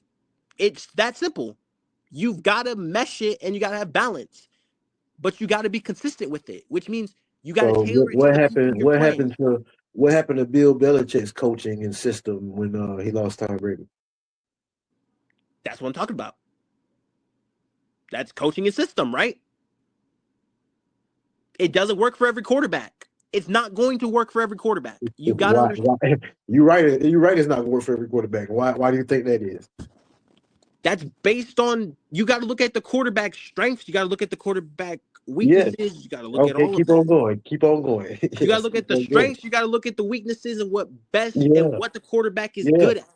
Yeah. And you tailor it to that. Every play. That's why every offense is successful. You tailor what to that? You tailor any quarterback in the NFL to this. Every quarterback is actually built like this. You tailor what to it? I tailor this to the right system, the right coaching. What is this? I tailor good offenses, and good things are made by good offensive coordinators. You tailor it to the quarterback. I'd really tailor it to everybody on the offense, if I'm being honest. No, backpedal out of it. Oh, yeah, the quarterback. Yes. You're not going to find a quarterback who's not a system quarterback unless they have just great play callers all the time, which isn't the case. But again, as I mentioned, Drake May is the prime example for this. This is the perfect time for me to bring this up because you are wrong in this aspect. Hold on, Freddie. I'm going to mute you. Just listen. Freddie, you contradicted yourself. You just sat up here and hold on. No, I'm going to unmute you. Listen, because I see you trying to talk. If you're talking, you're not listening. So I'm going to unmute you. I want to hear this. I want you to hear this. Okay. You just sat up here for I don't know how long. How long has this stream been going? It's about 3 hours. You just sit up here and you said that I asked you, is a coach's play call had anything to do with the quarterback's performance? You told me no. You told me it's scheme, it's all these other things, everything but the quarterback. But when I mentioned, a coach being blessed and fortunate that he has a good quarterback, now when you say, it's you have a guy like that, you tailor it around him. That's literally what we was just debating about for like the last longest, man. And you just cooked yourself on that. You just contradicted yourself. God damn it. I mean, I guess you're right about that one. Yeah, but that's a big thing, though, Freddie. That for me to be right about that, and that's a big thing because it's like I said, you wasn't keeping it real. The fact that you can, you're smart. You was talking that good shit, and you was in the zone, and you fucked up. And when you said that, you was right in what you just said. You know what I'm saying about that. That About shit being tailored. When you have one of those guys, you tailor it to them. You build it around them. They're the driving force of it. They're the leader of it. You know what I'm saying? But you gotta have you the were right in right saying you were right in saying coach. that, but you was using that in defense of Bryce Young. But you can't have that both ways, though. And see, that's the problem. You know what I'm saying with a lot of you Bryce guys, like y'all go above and beyond to defend shit that's really indefensible. Indefensible in the fact that all quarterbacks are like that, because that's every quarterback in the NFL. That all quarterbacks is like all quarterbacks are system quarterbacks, man. That's not true. That is true. That is absolutely true. That is absolutely not. It is not. There's quarterbacks there's quarterbacks that can elevate systems, and there's quarterbacks that can be productive. It don't matter what system you put them in. They're going to be a good sure about that, though? Oh yes. Oh yeah. Are you sure? Are you positive about that, though? I'm positive. Are you positive? Oh, I'm positive. Are you positive? How do you feel about? Okay. Question. Let me ask you a question. I watch a lot of football. Let me ask you a question. Wait, I watch twice the football as you. Time out. Wait, time out. Let me ask you a question. We're talking about this day and age right now. We're not talking about back in the day. We're talking about this day and age. Football. Yes. Day and age football. Yes, a quarterback-driven league. Yes. A quarterback-driven league, right? Yes. You tell me a quarterback-driven league, it's a system-driven league. That you tell it. It's system-driven. It's system-driven. It's absolutely system-driven. 1,000%. Because, again, I mentioned, how many times have we seen good quarterbacks look shitty? All these teams be doing the same shit. All these teams be doing the same shit, just different terminology. But go ahead. But is it not simplified for the quarterback? Is it not simplified for the quarterback that you're talking about? No matter what happens. I don't understand that question. But I'm saying is, you're talking about all this different terminology and all this. Okay, cool. But is it not tailored? 2020 in the chat. Oh, hey, shout out Unc. Yeah. My dog. Yeah. That's for sure. But hey, as I said before, is it not based on the players, which is game planning, because you got a game plan? No, when you just sit here and say when you have that guy, you have greatness in the building, you tailor it to that. You have to. Right. So, but you're not going to find a quarterback where you don't have to. If you feel like Bryce Young is greatness and we got greatness in the building, why isn't it David Canales tailoring it to that? And why are you sitting here saying that? That is his. The way he's calling plays is on the way he wants to call plays. He's not calling it like, and he's not his game. A lot of his game plan is not that. He wants to condense the game. Remember, I talked about when we talk about. By the way, this is also another stat that we're going to talk about here. Carolina, when you play Carolina, you have the least amount of opportunities and possessions in a game, which is 11. That's not actually, it's like 9. It's not a lot, but you only have a certain amount of opportunities. Because Dave Canales, that's part of his scheme. He chooses it for it to be that way. That's been a trend the whole season. That's a part of his thing. That's the way he wanted to call the game. That's the way he wanted to call the game. Freddie, I like you, man. I like you, man. You're good, man. You're crafty. You're crafty. You're real crafty, man. But you want some bullshit, Freddie. You're not being real, man. I am being real. This is listen. Come on now. I'm being opinion. So let me ask you the question again. All right. I asked you this earlier. Does a coach's play calling have anything to do with how his quarterback is performing? If your quarterback is in rhythm, out of rhythm, if it's in rhythm, or if he seems under control, playing with confidence, is that not going to sway the rhythm of the play calling? It's going to sway the rhythm of everything, really. Okay, so why earlier when I asked you that question, you danced around it and telling me, I didn't dance around it. I told you what it was. Man. If you're not basing it off the team, you're a great dancer. I'll give you a great dancer, man. This guy Freddie Jones can dance his ass off. Oh man, that's funny. Hey, listen, I respect your opinion, but all I'm saying is, listen, you gotta listen. I'm being real with you, and this is also opinion and also the facts around it. This is my opinion as well. But I'm saying it again. When you're looking at it, and you gotta understand something, because this is a coaching and system-based league. No, it's not, Freddie. Yes, it is. No, it's not. Okay. Yes, it is a quarterback-driven league. It is a system-based league, my guy. Who told you that? System-based. No, it's not. Yes, no, it it's is. not. So let me ask you this. So wait a minute. Do you see? No. So, no. Listen. No. If it's a coaching-driven league, do you see these coaches? Do you see these coaches getting recycled around, or do you see these quarterbacks getting recycled around? I see these coaches getting recycled around. What are we talking about here? We just watched John Harbaugh go to the Giants, man. What are we talking about here? When the team knows they have their quarterback, they're not going to move them around. Teams don't move off quarterbacks. They're going to move the coaches. Because what you got, it's hard to find that guy. But you're going to move the coaches, right? We're going to move the coaches. It is hard to find that guy. And if you don't have the right coach, the quarterback's not going to be the greatest, right? We've seen it all the time.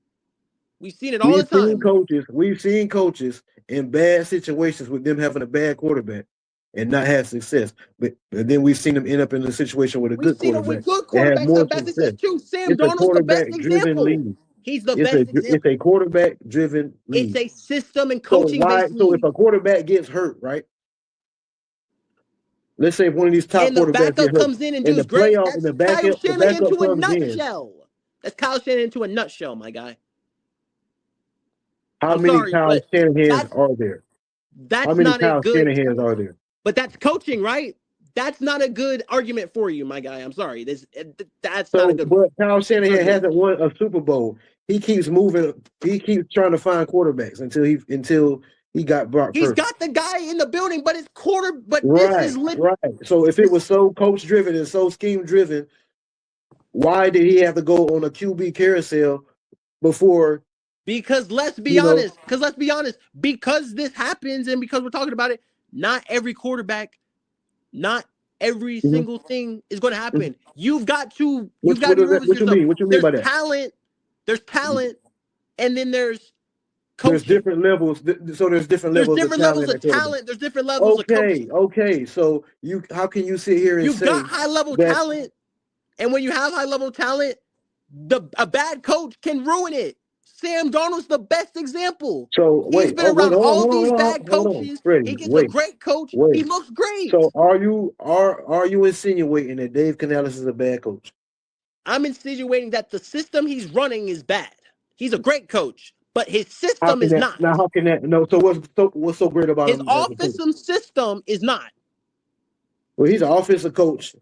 If his system is bad, he's a great coach, but his system is not putting Bryce Young in the greatest thing. I mentioned before, he has the lowest amount of passing attempts all season. We're a run-first team. That's the way Dave Canales calls the games. I told you we became more of a run-first team because Canales had more faith, more confidence. We've been a run-first team all season. We've had more. Listen, let me tell you.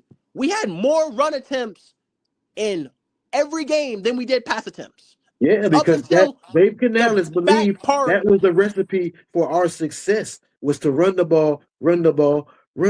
But that's not based on Bryce Young. That wasn't based on Bryce Young because if you look at those games, he had game-winning drives in those games. Oh, yes, he had game-winning drives in those games. The quarterback played a big part in that, bro. He played a big part in that. He played a big part in that. I know it hurt. It probably hurt you to hear that because you're such a Bryce Young fan, man. I'm not a Bryce. Okay, my God. You are a Bryce Young fan. I'm a team. I'm basing this off the team. You are a Bryce Young fan, bro. I'm not a Bryce Young. Yes, I'm a Bryce Young fan, but you're not gonna get me with that thing on saying the fact that I am, bro. I am. Listen, you can't. Listen, dog. Yes, man. You're being biased. You're not keeping it real. I am keeping it real. It's your opinion on that. That's your opinion. I respect it. But I'm trying to tell you. I am keeping it real. Man. I am. I respect your opinion, but I'm saying to you, and what I'm saying to you, and you got to understand something, when it comes down to this is no matter what quarterback it is, if you do not give the keys to your quarterback, you aren't going to have success. You can't take the ball out of his hands. You're going to be inconsistent. It's going to happen because now He's not in rhythm. But you're not understanding. The ball was taken out of his hands for a reason. Because he called the game that way. That's his game plan. He called it that way for a reason. He didn't call it because of Bryce Young. He called it because of the flow of the game. The flow of the game did not require. Controls the flow of the game. He's the point guard. The point guard controls the flow. So he's checking. But he's getting the play calls in his head. He's only executing what the play call asks him to execute. That's all he's doing. That's coaching. He's asking what the coach asks him to do. It's that simple. You see the coaching in the script. It's that simple. The first 10, 15 plays, we do well. That's the coaching. That's the shit they work on throughout the week. That's still coaching. That's coaching. Everything is and they go out there and execute it. You have to listen. It's coaching, right? In between that, right? Because Bryce Young can close a game. He can damn sure close a game, and I'll give him credit for that. So he can execute the script. He can execute the scripted shit. He can close the game, but in between has been all over the place. So the thing about this is more bad than good. So wait a minute. Whoa. That's not all of Canales. Whoa. It ain't all of Canales, right? Because he got the same coach and the same play caller on all these game-winning drives that he have. It's the same weapons. It's the same offensive line. That is game-winning drives. What I'm saying is. It's the same coach. It's the same. You can be a great quarterback and a great game manager. He's a great game manager in those games. We didn't really need him. You don't really need him. You see a lot of this. Yes, the hell we do need him. What do you mean? He can be a game manager. He's a game. In a lot of those games we were winning, he was a game manager. What do you mean we don't need him? When we're pass first, he's the playmaker. When we're controlling the clock and we're running the football, we're calling it because the other team can't stop us. He's the game manager. He's managing the game. He's making the smart reads, and he's playing the team. It's 1 of 11. He's doing his 1 of 11. Let him do the 1 of 11. If it's a game manager, he's be a game manager. Playmaker, be a playmaker. All we're doing is getting dubs. We don't have to be a playmaker every single game. You sound just like him. What do you mean? That's literally what it is. Okay, that's what we're talking about. We're talking about. We're breaking down. We're talking about. We're breaking down his one. His 1 of 11. We are breaking down his 1 of 11. And in the games you're talking about, he was a game manager. We're trying to break down his 1 of 11, and you keep bringing up the other 10. So, well, you have to if you're going to. Because he doesn't look good if he makes them look good. They have to make him look good. It works both ways. So what are we talking about here? You want to what? No. Again, I mentioned before, it doesn't listen. What we talking about here? What we're talking about guys, here, right? Playmakers. If they're not making plays, the quarterback's going to look shitty. It is what it is. That's how it works. We have to. That's how it works. We all understand it goes both ways. Everybody got a job to do, right? Yes. So the only thing I'm talking about is what there's shit in Bryce's game that has nothing to do with nobody else. Shit. He's not going to play. He's not going to play hero ball when you want him to. No, it's not about hero ball. I said nothing about no hero ball. That's what it sounds like. You want to be more aggressive, so you want to play hero ball in those opportunities, right? You want to be Superman, right? Sometimes taking the smart read. His game. There's shit with his game that he needs to get better. That has nothing to do with his soul. So please, no. Young. It sounds like that's what you want. You want him to be a hero in those third down situations. I want him to be better. I want him to be one of the best quarterbacks in the NFL. You admitted that. You want him to do that, right? So please ask the other people to step up with him. Please. Bro. The shit around him. If you want him to step up, ask them to step up. Look. The shit around him has stepped up. The offensive line has stepped up. It's not about the offensive line. It's about the playmakers around him. It's about the playmakers around him. No. It's about the offensive line. It's about the offensive line, Freddie. It's about the playmakers around him. It's about the playmakers around him. We have upgraded from the time he's gotten here. But they're young guys and they're not stepping up in the place we need them to. We've seen it all season. All season long, dog. All season long. We've seen the guys make mental mistakes. All season long. Huh? Yes. We saw what all season long? We've seen the mental mistakes, the crucial things.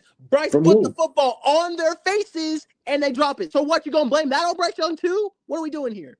Seriously, man. Again, I keep saying we're only talking. I understand that it goes both ways. Everybody has a job to do. when there's something out there happens and it's clearly not on Bryce, like I know I can decipher what's not on Bryce and what is. But we see plenty of things out there. What you're saying is you want him to be more aggressive, so you want him to play hero ball. He's not going to play hero ball. He's going to be smart with the football because he's already been benched for turning the football NFL over. Defenses. No, listen to this. I want NFL defenses to respect us, to respect our passing game. To respect us, right? They're going to do that if you put the ball in his hands. That's coaching, right? That's on Dave Canales. Mute up. Canales has to be better as well. So, and you made me lose my train of thought, but when you talk about the passing game, right? And you talk about play calling, right? And you talk about game planning around your quarterback and your weapons, right? You want defenses to play honest defense. You want defenses to respect your passing game because that allows you, as a coach, as a play caller, to open up your playbook, to keep that defense off balance, to be unpredictable. You don't want to be unpredictable. You don't want teams to know that you're going to run it every time on first and second down, like we saw all season long. That makes it hard to generate offense. It makes it hard to run the ball. When you're not aggressive, that word aggressive, it's not about taking risks and just making stupid throws and trying to play hero ball. It's about the defense respecting you and opening up. It opens up the field. It changes the space and the way they guard you. It makes it easier for your receivers to run their routes. When they know that you're not being aggressive, they know that you're not going to attack down the field. They sit on those shorter routes. It makes it harder for your receivers to get the separation. It makes it harder for them to make those plays. Those guys just sit on those routes and just wait for them to make the catch and just tackle them to the ground. There's no spacing for these plays to be made because defenses don't respect our quarterback. They went out there and stacked the box and dared him to throw the ball. Now he got better as the season went on.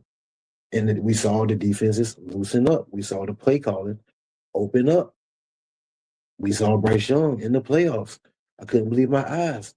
Dropping back, passing the ball, first down, and having success with it. Moving the chains, in control of the game. We wasn't seeing that throughout the season. It felt good to see it in the playoffs. We saw it in the Tampa Bay game too. Both losses, but I respected the way he performed, the way he competed, the aggression he played with.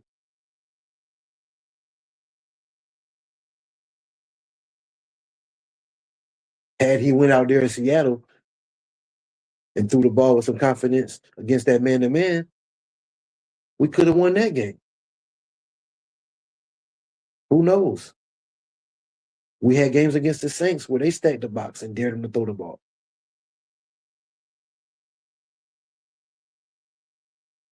He didn't do it. We watched Tyler Shuck do it in his face.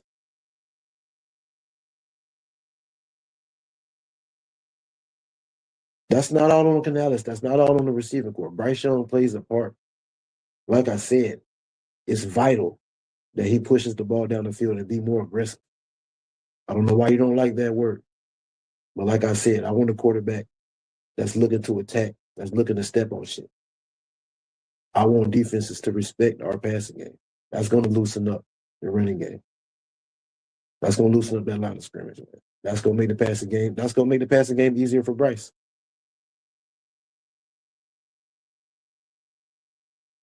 It opens the field up for the receivers, Coker and these guys to run these underneath routes, man.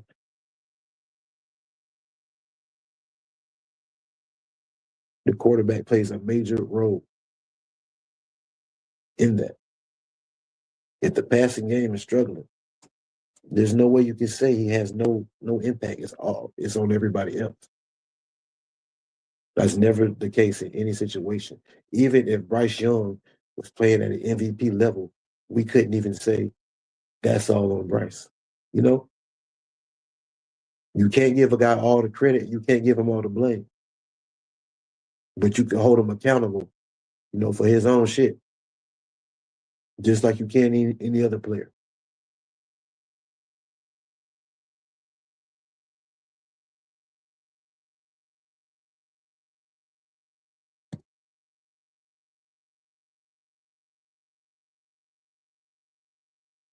Now, what you got to say, Freddie? Hey man, listen. I respect your opinion, dog. And I respect that you stand on what you want. I understand that. Listen, I get it. I understand. All right? I understand. But I'm making things that I'm saying is factual as I'm making my points. But again, as I said, you're making good points. You have your opinion, and I respect it. I respect yours too, man. This is a great conversation, man. Hey man, man. I would definitely do this again with you, But I would say again, I respect it, and I'm gonna say again, I believe with allowing him to be the focal point of the offense, you'll see these things. That is my opinion. That is something that I expect to see. This become a pass first offense, and you see exactly what I'm talking about. Let me tell you this. From what I saw, the growth I saw, over the season, how he finished. I feel like we're going to see that. We're going to see it ain't going to be no more, running on first down every time. We're not going to be a predictable offense. Hell no. Bryce Young, like everything y'all want to see. Y'all want to see the playbook opened up. Y'all want to see the play calling opened up. We're going to see it. Like I want to see him be more aggressive. I think he is going to go out there and play more aggressive. We're going to see how it go for him. I can't call it one way or the other. I'm not saying he's going to fail. I'm not saying he's going to succeed. But I think next year is most definitely a big year in terms of this is the year for him. Like, listen, they agreed we're to all the Panther fans at the end of the day. Hold on. They agreed to the 5th year, picked up his 5th year option. I think they're evaluating him for another year, seeing if he takes an even bigger leap. And I feel like it's do or die for him. You know what I'm saying? This is it. Like he has to prove himself this season. But the thing he got to go out there and put a full body of work together. And I'm not saying he got to go out there and have an MVP season, but he got the raises. He got the raises. Lift his offense up, man. He got to take it to another level. We got to see more. We got to see better Bryce Young. That's what I want to see. That's what I'm hoping to see. And I will say this, Hoopla, with a healthy Jalen Coker and more chemistry with T-Mac, and you give him a security blanket, I think the sky's the limit. Because again, I get that, but I don't care what receiver he got on the field, who's not out there. I want to see him go out there and play ball like he did against the Rams. I don't give a damn who's out there. Throw them the damn ball. Elevate them. You know what I'm saying? You're never going to know. You're never really going to truly build that chemistry if you don't go out there and just make the throws and just play ball, make your mistakes. That's when you get in the film room and clean all that shit up. And that's where you get better at. If you never attempt it, never try it, you're not going to get better.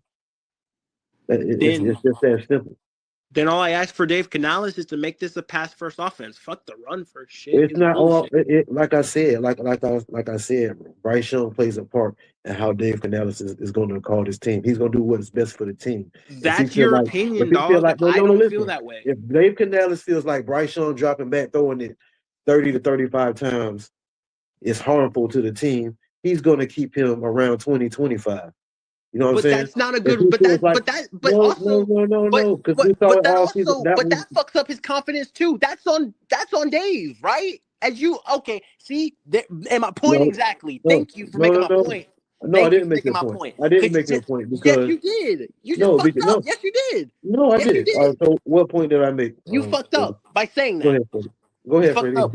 By saying how did I fuck up, Freddie? Go ahead. So basically, by saying that, right?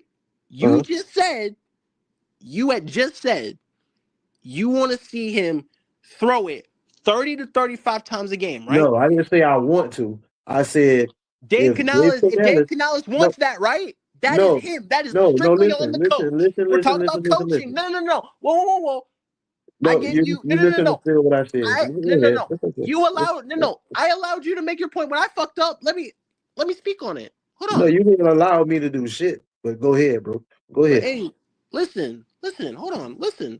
What I'm saying is, Dave Canales, if he wants him to throw 30 to 35 times, if he feels like it's harming, right? Again, that's not what I was saying. But that's taking confidence away from the quarterback. That means that is on Dave Canales. That's not what I was saying. And he cannot do that. It doesn't That's matter. Not what He's I'm a saying. young, I said, as you just mentioned.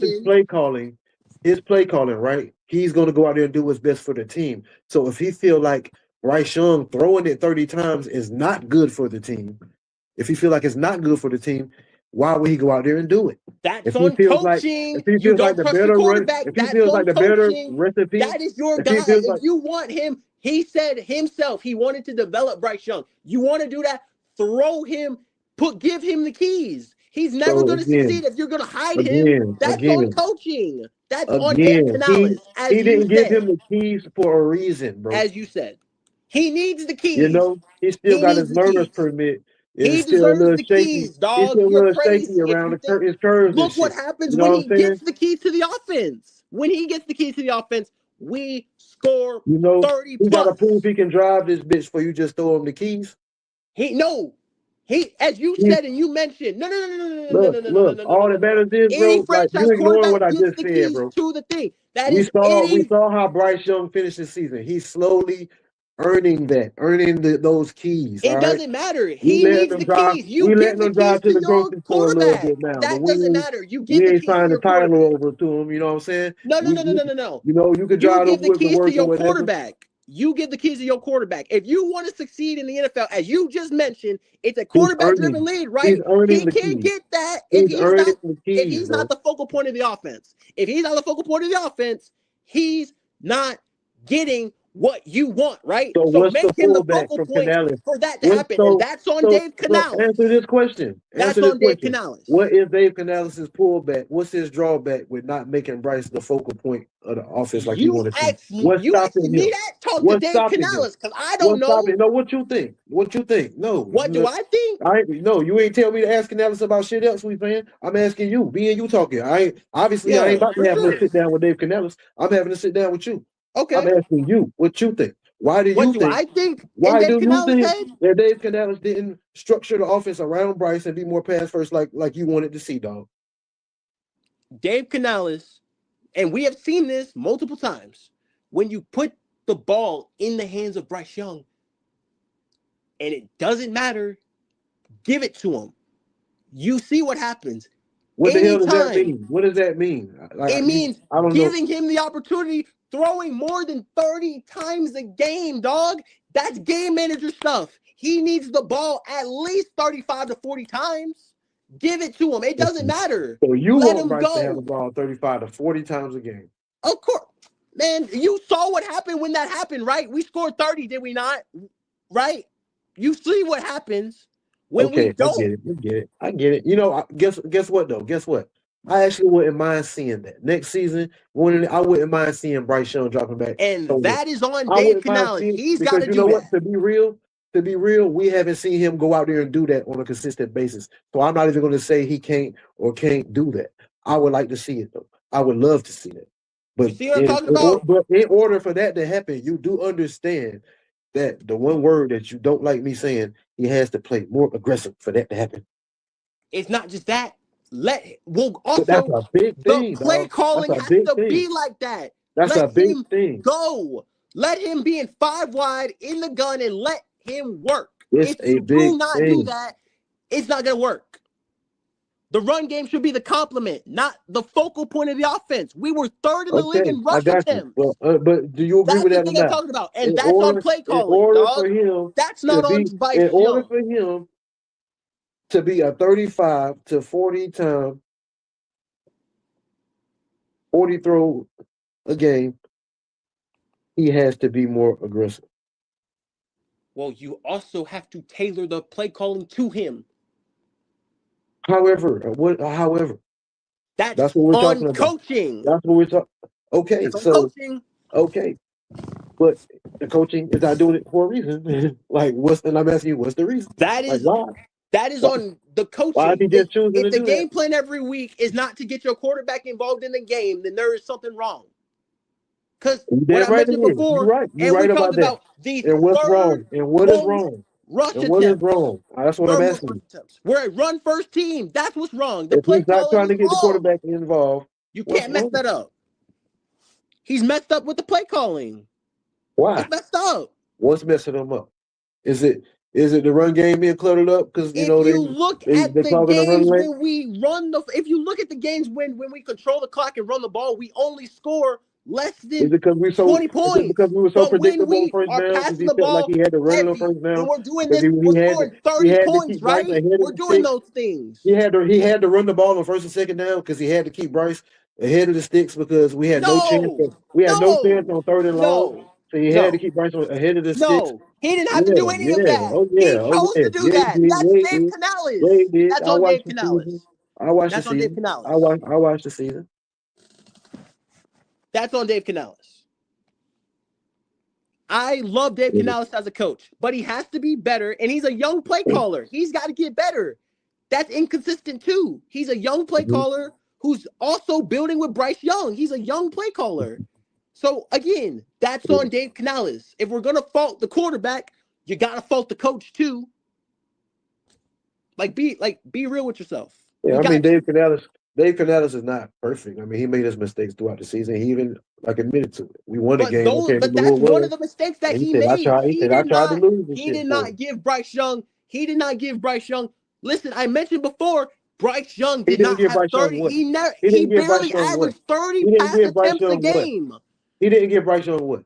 Opportunities, you're saying? He barely averaged 30 pass attempts per game. What about when Dave Canales sit and look at film, him and his offensive guys, and they look at film and they evaluating this shit. And he's seeing his play callers, and he's seeing that he's got guys that were schemed open and the ball not going that direction. And he's seeing, Bryce Young not have confidence in the quarterback. Bryce Young not going through his reads, not going through his progression, scrambling out of clean pockets. He's never mentioned that one time. He's not looking at that.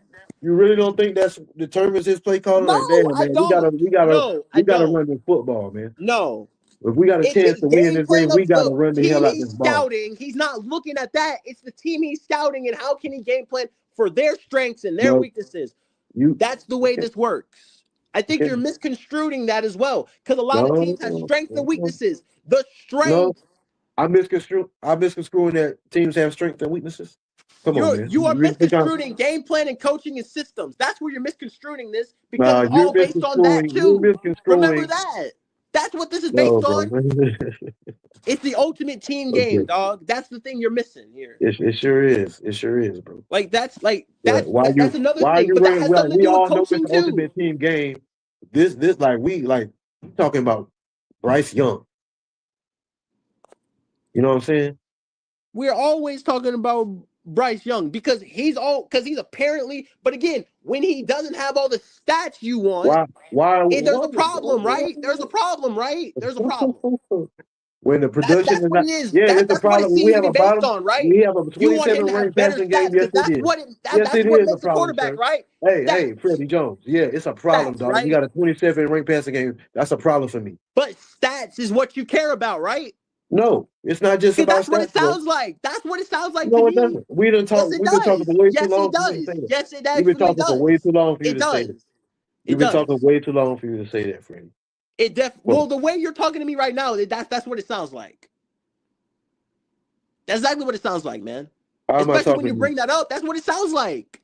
Because all the top passing games have 4,000, 3,900, and all these other stats and things. So again, 47% of that is all yards after the catch. So you cool with the level that our passing game is at? Listen, the stats are going to get better with more chemistry. Better this, better that. That's going to get better. What about that? Has anything to do with the Bryce player? Young get better, and our passing game still hasn't gotten that much better. But that's a stat. Let's be You're real basing that about off a stat. The eye No, test shows we're talking different. about production and performance. What are you talking about, bro? Production is stats, right? Production is stats, right? Exactly. You just proved my point. Production is stats. You got right. Thank But you. we're talking about what we saw on the stats. field as well. No, That's stats we're though, talking about right? things that we That's see on the stats field though, as right? well. That's stats. We're talking about what we see on the field as well. But that's also stats, right? That's not the eye test. That's stats. What you just mentioned is stats. The stats support what we see on the field, bro. Stats. When we say Stats shit, is we a can't just say number, shit. but that's not we all need on the Bryce. stats But to that's support. not Bryce Young. That's not on Bryce Young either. Okay, all right. The stats aren't on Bryce Young either. Because we have what's already on Bryce? mentioned and we've already So what is on Bryce clarified a then? healthy What is on Jalen Bryce? Coker. What's on Bryce? Bryce is throwing for 3,500 easily. Okay. Easily. And number two, when most of your drops come on third down, you're not going to be as aggressive. Sure-handed guys. Those things happen. Wouldn't you? Let's be real here. Wouldn't you take less chances if guys are dropping passes right in their hands? Hell no, I'm gonna keep putting that ball on their ass. And then you crazy as hell. Then you have a low completion percentage if that's the case. If they keep dropping it, the whole world gonna see. That's on them. But as my job as a quarterback, happened all season, I'm gonna push that football. And you just I'm gonna push that ball. You just proved my point right there. Thank you. You asked me what I would do. Thank you. You just proved my point right there. You asked me what I would do. That's what I'm talking about, though. No, you're not looking into your mind of your quarterback. That's what you're missing here. You missed the whole point of what I'm talking about. Yeah, you're not looking into the mind of your quarterback. He don't want to play like that. Your mind. That's the way you feel. But Bryce Young plays how he wants to play. Your quarterback. Okay, but guess what? That's how he chooses to play. That's his mind. No, listen. Very first thing I talked about. That's his mind for the game. That's his approach. That's not good enough, dog. I don't give a fuck if that's his mind. I don't give a fuck if that's his decision making. It ain't good enough. Different things, dog. It's not good enough. You say it's not good enough. What more? First of all, what more could you possibly want from a dude who had injured wide receivers and the coach wasn't giving him 40, wasn't giving him the keys? Nah. What do you want from him? What do you want from him? I don't care what you say. A quarterback will not be good if you do not put the keys. You admitted that he could still get better, right? Not good. Oh, of course. But I'm saying that's what I want from him, for him to be better. That's but what I'm you gotta put. But it's not good enough. But in order for that, you gotta put it in his hands. Put the ball in his hands. When you don't, bad things happen. The quarterback should always. No. Yes. Actually, when we took it out of his hands, good shit happened for us. So we won some games. Because he became a game manager. But you never take it out of his hands. Quite the opposite happened. We saw that happen this season. We saw him throw the ball less. But how much worse was our offense when it was out of his hands? We barely scored 30 points. We barely scored 20 points half the time. Yeah, and our bottom tier passing game contributed to that, sir. That was not bottom tier passing game. That's based on Dave Canales. No, I'm not gonna let you do that to Canales, dog. That is on his. No, that sir. Is on his play calling. No, sir. You're not gonna do my calling, dog. You're not gonna do my coach like that. That's play calling, dog. You're not gonna do my coach like that. That's play calling, my boy. That is play calling, my brother. I'm sorry. That is play calling. That's the same thing that we're having this exact same conversation with any other quarterback in the league. If the offensive coordinator is bad, the quarterback's going to look shitty. It's going to happen. It is what it is. That is coaching. I've come back to it multiple times. That's what this league is based on. So how come no other quarterback struggled this much under Canales? Again, he put first of all, let's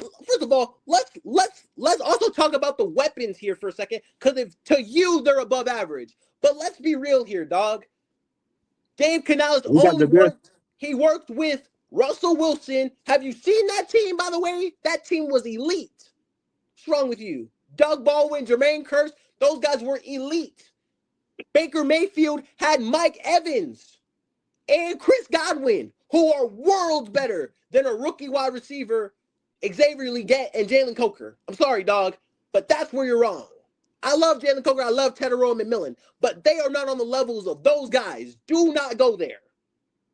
Do not go there, because you are not putting them in that conversation. Not going to happen. And by the way, let's also make this clear. Tampa Bay's passing game with Dave Canales wasn't that good either. It was ranked at the bottom too. So what are we talking about here? You sure about that? Oh, you think I'm wrong? I don't know. You've been wrong before? Hold on. Give me 1 second. Because I can bring up Baker Mayfield's stats with Dave Canales, by the way. Hold on. Give me 1 second. So you think we need a new Bryce Young needs another coach? I'm saying that's what it sounds like to me. If he flips his play calling to a pass-first offense, this offense will be better. But I love Dave Canales as a coach. Why the hell didn't he or wouldn't he if he felt like that's not on Bryce Young? Okay.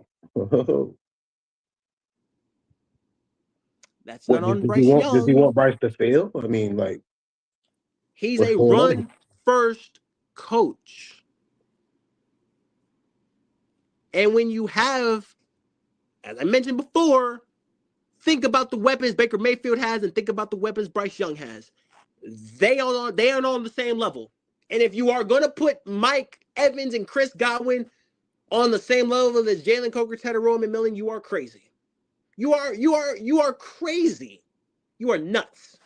Because you're not going to do that. You're not going to do that. I believe Bryce Young has good enough weapons to not have a you think so? 22nd ranked passer. Oh, yeah. You think so? Oh, yeah, I believe that. Oh, you think so? Yes, yeah. Especially when you got a top 10. That has something to do with we rank at the bottom of yards after the catch. Especially when you have a top 10 O-line in front of you. Like, No. Yeah. No. Yes, sir. No. Yes, sir. No. Yes, sir. No. Yes, sir. You don't have to have. You don't have to have a Hall of Famer. You know what I mean? You're missing the point here. They also had yards after the catch, which we ranked at the bottom of. You damn sure had a young Mike Evans. Yards after the catch. Yards after the catch. The thing we lacked all season was yards after the catch. We didn't have it. We lacked it. And it didn't matter if it was over the top, underneath, didn't matter. That's not on Bryce Young. They got to break tackles. They got to be playmakers. When the guys don't make plays, he's not going to look good. Right. You have a quarterback who doesn't drop it down the field, who's not aggressive, and throws them a bunch of short shit, and they gotta go out there and grind for it every single. I literally just mentioned the San Francisco 49ers who make a killing off of it. That's what I said earlier. You're making the game harder for your receivers. And but they make a killing off of it, right? No. And then you're talking about the short shit, the yards after the catch. They sit on that little short shit. That's what the league's about, though. That's 50% of that's why you need a quarterback all NFL yards is that, bro. What are we talking about here? Receivers that spacing. What are we talking about here, That's why you need an aggressive quarterback who's going to give the receivers that spacing that you don't need an aggressive quarterback. You make a living off that. That's how you create yards after the catch. That's where most of the yards come from. The spacing causes defensive backs to have to a lot of coordinators don't call deep throws, bro. They call quick routes, short 5-yard routes to run after the catch. That's how average yards per attempt go up. That's based on. Say that again. You run short routes. Who runs not long ones? So Dave Canales doesn't call any long routes. He calls, but just because you throw a shot doesn't mean you throw a shot. Does he or does he not call long routes? Does he only call short routes? Is that what you're saying? A lot of his playbook is short routes. Do you even a lot of this shit is timing routes? It's in timing. They're timing routes. So if that's what he's doing, right? Do you not think he's doing that for a reason? They're timing routes. They are rhythm routes. They're timing routes. Mm-hmm. Timing routes. Okay, so if he's only running those type of routes, why is he doing that? Why isn't he calling deeper routes? They're rhythm routes. You want to get your quarterback in rhythm, right? I understand that. You're running the football so much, you want to get him in rhythm, right? When you're not making the game, when you're not putting it in his hands, you want to get him in rhythm. He's never in rhythm.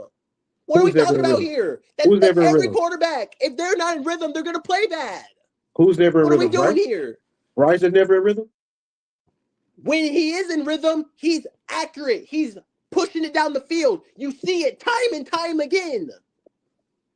We've seen it all season. When this guy is in rhythm, we saw him pushing it down the dangerous. field. We saw him pushing it down the field time and time again this season. He's smartly doing it, but motherfuckers are out of bounds. They're dropping it. They're not catching it. They're doing these different things. We saw Bryce Young pushing down the field all season. I've seen him make I've seen him make throws all season. He's been locked in all season. No, you said we see him pushing it down the field all season. I've seen him make 20-yard throws all season. They're just not coming down with him. You have not seen him make 20-yard throws all season long. We have, though. That's not true. We have, though. That's not true. We have, though. We have, though. He has a very low rate of those throws. That's not true at all. That's not true at all. He's been efficient at the shots that he took, but he does not have a whole lot compared to most. But he ranked 32nd in attempts, right? So whose fault is that? Bryce Young. Canales. Bryce Young's. It can't be Bryce Young. If he's not getting the opportunities, how is that on him? Nobody's stopping him from the pulling the cord on any throw.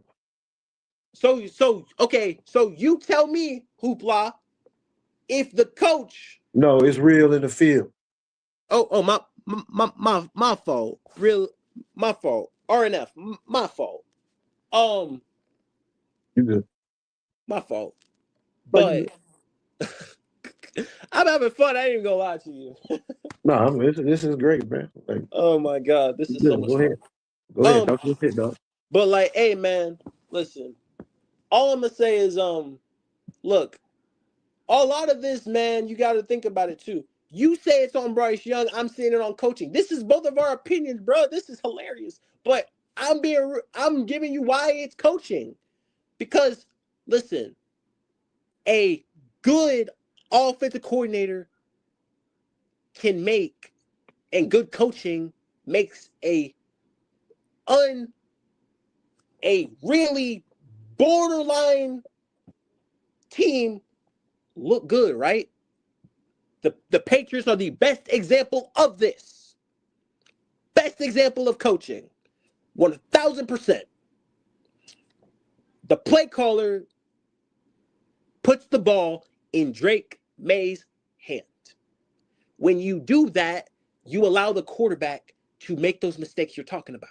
When you hide the quarterback, and he's ranked 32nd in attempts, and he's only not even getting 30 a game, that is not on Bryce Young. That is on the offensive coordinator, young coordinator, and those are the inconsistencies and mistakes we're seeing. Because we've seen it time and time again when you give him, when it is pass first, when you put the ball in Bryce Young's hands. We saw him what time and time? Wait, we saw him what time and time again? Especially down. Okay, we're gonna go down the stretch. Down the stretch, right? When you put the ball in Bryce Young's hands, whether this is on first down, whatever, when you do that, you get the player you want to see, the aggressive player. We saw Bryce Young wasn't good on first down this season. But go ahead. That's not true. Okay, go ahead. That's not true. Okay, Frank. I got all the splits, dog.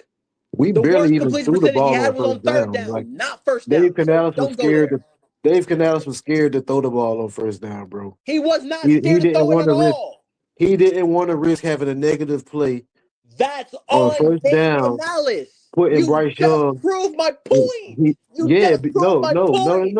My point is. Prove my point by saying that's on Dave Canales, right? That's his thinking. No, that has nothing to do with the quarterback. It's because at the time the quarterback was playing shaky at the time, Canales, so he had to fall back. You just proved my point. That's you're not on listening. Dave Canales. No, you're not listening. It's on the quarterback because the quarterback's performance is what led Dave Canales to play call like that. It can't be on the quarterback. It's what led to him calling plays like that, dog. It can't be on the quarterback. And when Bryce Young started playing better, it changed. It cannot. When Bryce Young started playing better, it changed. But that's on also off. He took the chains off. When Bryce Young started playing better, he took the chains off. But that's on Dave Canales, right? No, it was on the quarterback. Yes. The quarterback That's not improved. on the quarterback. The That's quarterback not on the improved. quarterback. The That's not quarterback on the quarterback. improved, That's and we not on the quarterback. saw That's on Canales the change offensive the play call. coordinator. What are we talking about here? No, That's on the sir. offensive coordinator.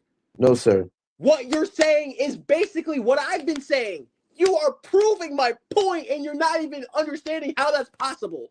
You are actually proving my point. Like, you are actually No, you're overlooking. deliberately You're not proving my listening point. to what I'm saying By about Bryce saying it Young. off the jump, you're proving my point. Wait, You are actually proving my point, my boy. So break it down. How am I proving your point? Break it down for me. Listen, let me break it down for you. You just said, right? If Dave, as you mentioned, and you said shackles, right? And we're talking about holding Bryce Young back. What is shackles? I didn't say holding him back. I did not say holding him back. No. That's not what I said. No. Your statement, no. Hold on, whoa. No. Get it right. You just said. Get it right. If you gonna tell me something, I'm gonna sit here and listen to it. At least get what I said right, bro. Oh my God. I'm making a point on the statement you made. No. I'm making a point on the statement you just made. That's not what I said. That's not what I said. The point you just made. That's not what I said, Freddie. He took the shackles off. That was your last statement you made. Yeah. What is that? That is holding someone back, is it not? No, that's not holding somebody back. That's what you made. That's what you said, though.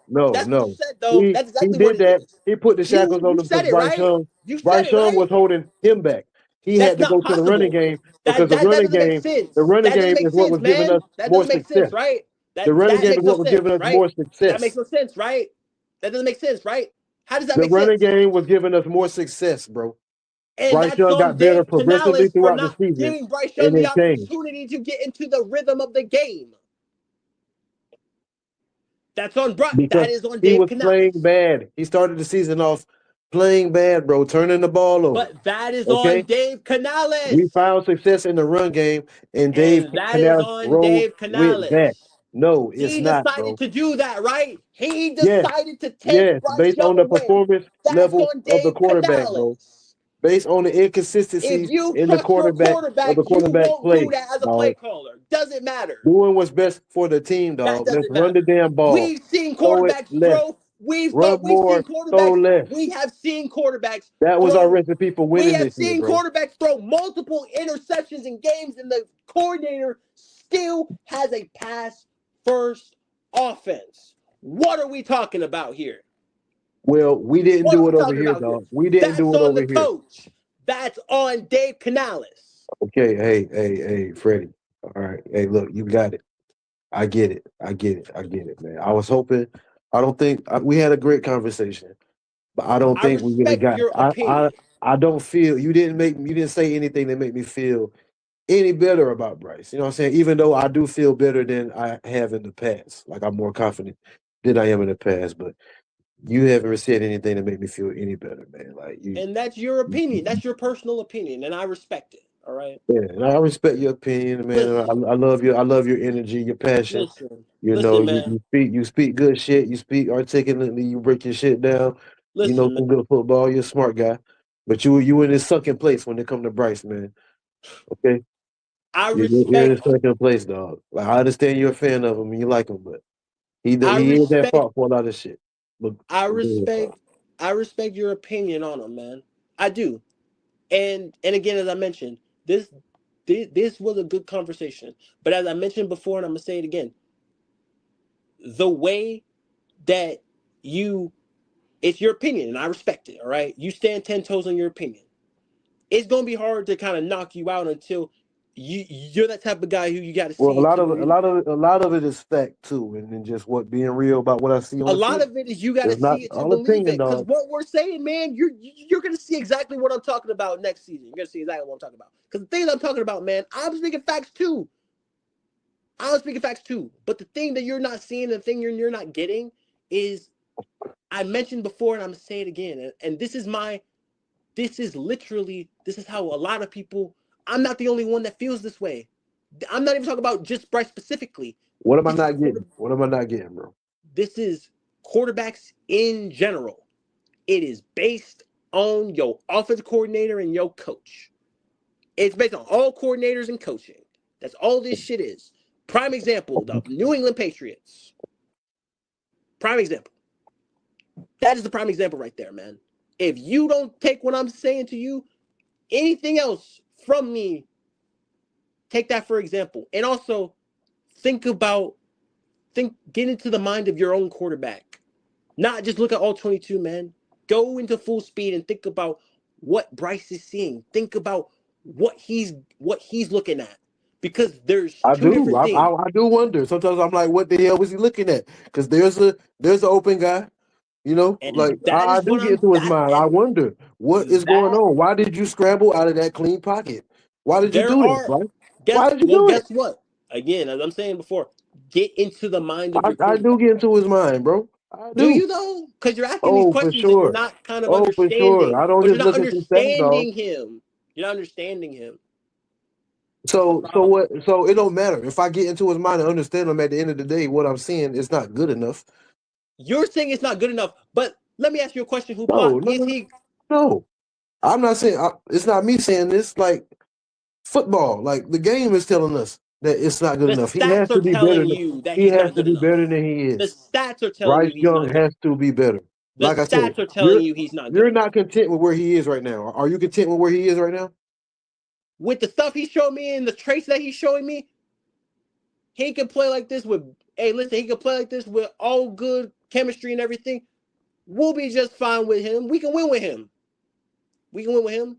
And guess what? When you put it in his hands and he's making plays, listen, you can say it all you want. But when when he has the keys to an offense, he's the focal point and the playmaker. You see where this offense goes.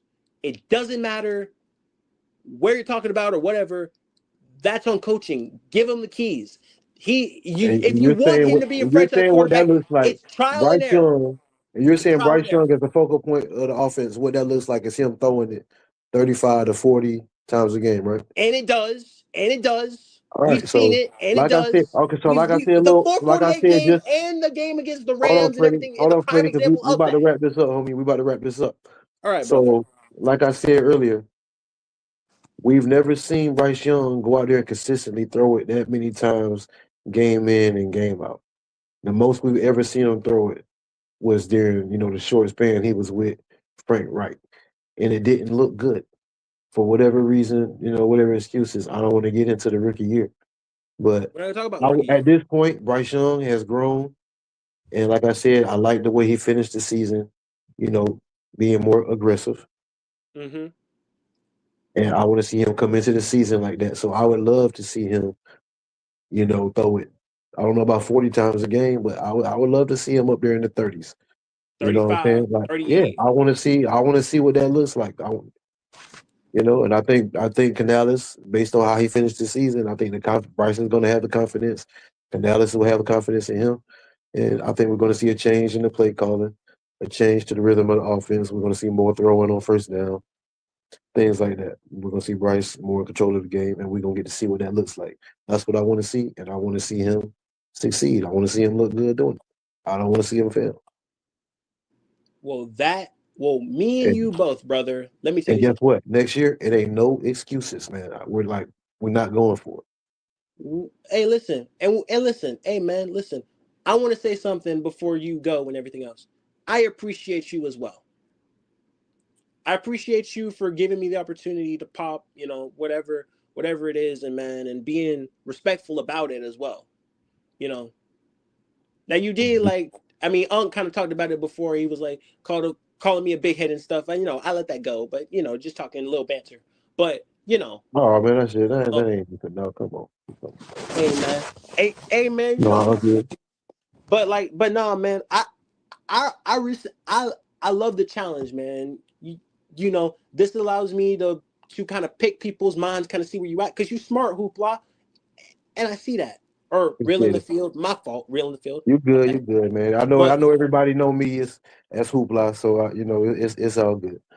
I feel me too. That's a big part of big part of what I do for the Hoopla shit. So it's all good. But again, just like learning other people, picking their minds and seeing you, I can see that you really passionate. You want this to be your quarterback. I could tell just based off the fact that you wanted to argue with me about it. You want this to be your quarterback. There's something about it that says that you want it to be your quarterback. Am I wrong or am I right? Well, I feel like we invested a lot into him. We're going into year 4 with him. I would hate to have to hit the reset button in that position.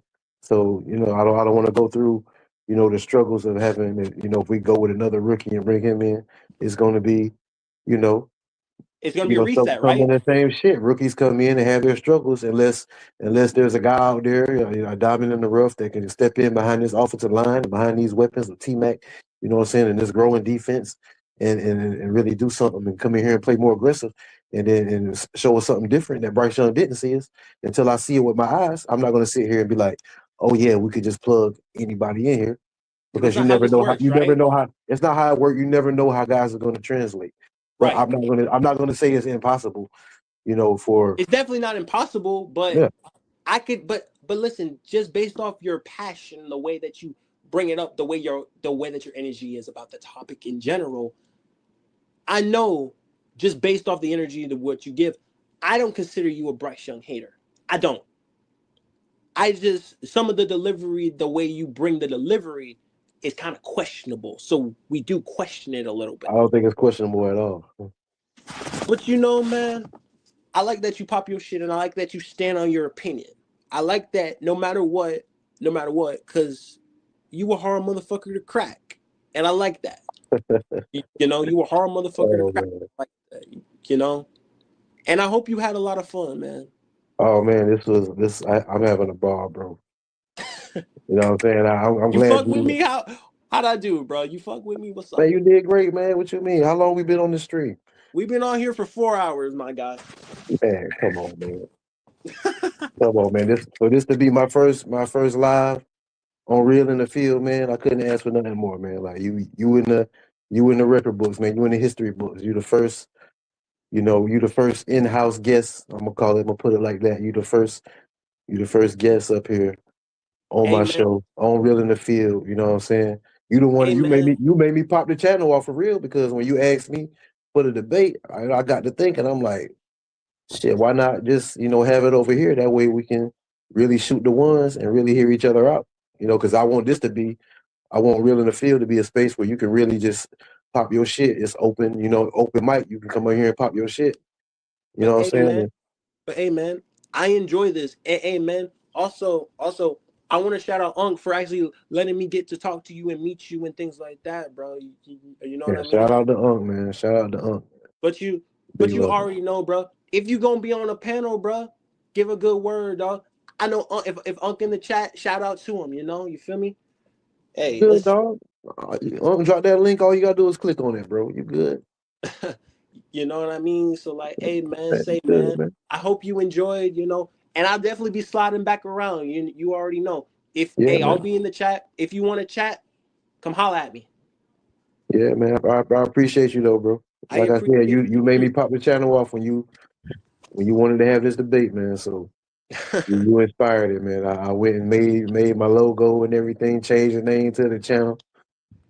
You know what I'm saying? So this might not have happened. This might not have happened without you, Freddie. You know what I'm saying? Hey, man, listen, man. I just want to, hey, man, you a young black king, and it's that keep pounding mentality, bro. Keep grinding, keep pounding. You already know what it is, dog. Sam Mill said you already know what it is, dog. And hey, man, say, man. And this is why I could talk to people like y'all, man. The older cats, let me kind of pick your minds and see really where y'all at, and you know what I mean? Because like y'all are, you know, for me personally, and I haven't had a lot of friends because I was beefing with Cowboys fans my whole life. Never a lot of Panther fans around me. I was the only Panther fan, so I was, you know, I was the outcast, and that's what I feel like. That's ain't that crazy though? You grew up in North Carolina? Yeah. And ain't that crazy though? You right there in North Carolina and you surrounded by, you know, fans of other teams. And you right here in Carolina. Washington, Philadelphia. Yeah. Cowboys. I came up the same way. All these teams, and beefing with a Cowboys fan is they are crazy. They're fucking delusional. You know, Yo, the link is in the chat if anybody want to jump in on this. Hey man, holler at us. Hey, listen, y'all can holler at us, y'all want to. You feel me? Hey, holler at us, cause hey, yo, real in the field. I like your energy, dog. Listen, you just like you just like me for real. That's the kind of why I wanted to debate you in the first place. You know, Appreciate that, bro. bro. It's all, and it's all love at the end of the day. You already know. If we can spread some joy, make someone's day, even if debating your favorite with our favorite teams and players and things like that. I mean, hey, Oh, yeah, listen, I enjoy this shit, dog. This what I do, man. it's like Definitely. it's just it just hits different for me. It's like man, I actually get to help someone out who's actually like thought of doing something different. And I'm glad you brought it to YouTube, man. My first time on YouTube. You already know what it is, and I hope people. This I your hope first people. time? This your first time calling up, talking on the panel It's my like this? first time on anybody's panel. It's my first time on really a lot of people. A lot of people don't know me, and I was in the military, dog. I was messing with like Australian people and all this other stuff. So I've gone around the world and I've talked to a lot of people, and I've learned knowledge. I've learned a lot of those things. And remember, I went through boot camp. Boot camp was Yeah, hard for me. It yeah, was, but again, my first time away from home, and it allowed me to see the world. It allowed me to get a better understanding of people and who they are. That's why I'm yeah, so analytical. That's why I can break down things yeah, and break yeah. it down. I can see you're a smart young man. I can tell you got a good head on your shoulders, man. You already know, bro. Yeah, Just man. the way I talk, that people be like, man, you sound like a veteran. You only 21 years old. That's crazy. You know, you know what I mean? You know, and I just decided to come back to my grandma because, I respect her and I love her. She's my second mother, and I ain't gonna have her for long. So why not spend time with her while I got her? Right. You know, she got a birthday in a few months, dog. So, you know,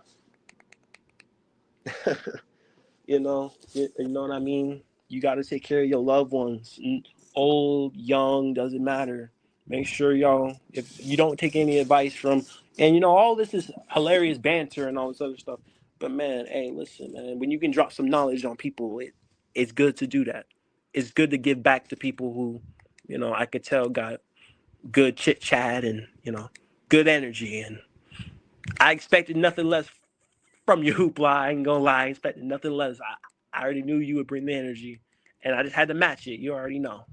Yeah, man. This was great, man. This is what I was looking for. Did Yes, you enjoy sir. yourself? Oh Did I yeah, do man. good? Definitely. You already Yeah, man. know. You did great, man.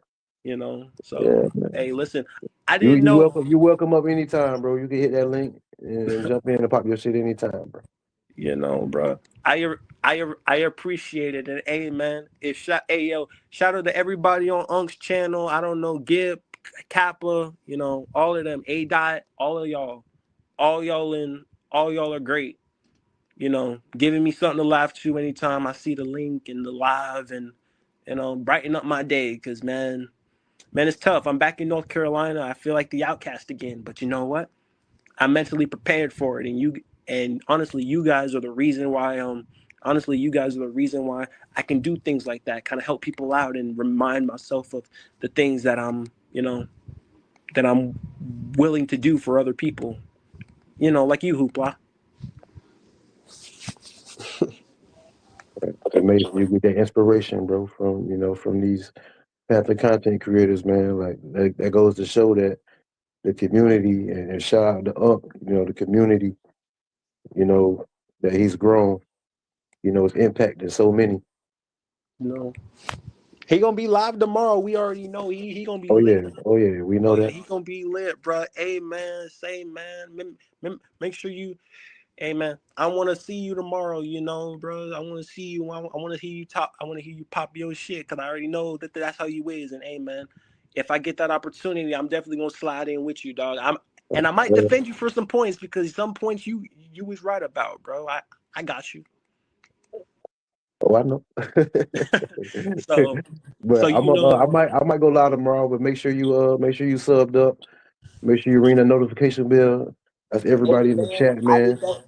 I did that the first thing, but as soon as you told me, that it would be YouTube, I was like, yeah, man, let me go ahead and help this man out, I hear build you in the someone chat. else. Unc in the chat say we do have our guy. Okay, I hear you, Unc. I hope so. Like I said, man, Hey Unk, hey yo I hope Unk, so, dog. man. I Hey hope yo so. Unk, shout out to you, man. Shout out for you letting me do this. Without you, this wouldn't be possible. So hey man, shout out to you, and shout out to you making this community great, man. You were great. You were a great person and all, and honestly, I've been wanting to talk to you for a long time. You were older cat, and I want to kind of pick your mind as well. But thank you, Hoopla, for allowing me the opportunity. Ain't no problem, bro. Appreciate you, man.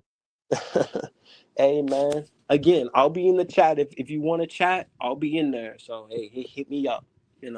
I'm gonna pop my shit as always because I got that energy. You already know what time it is.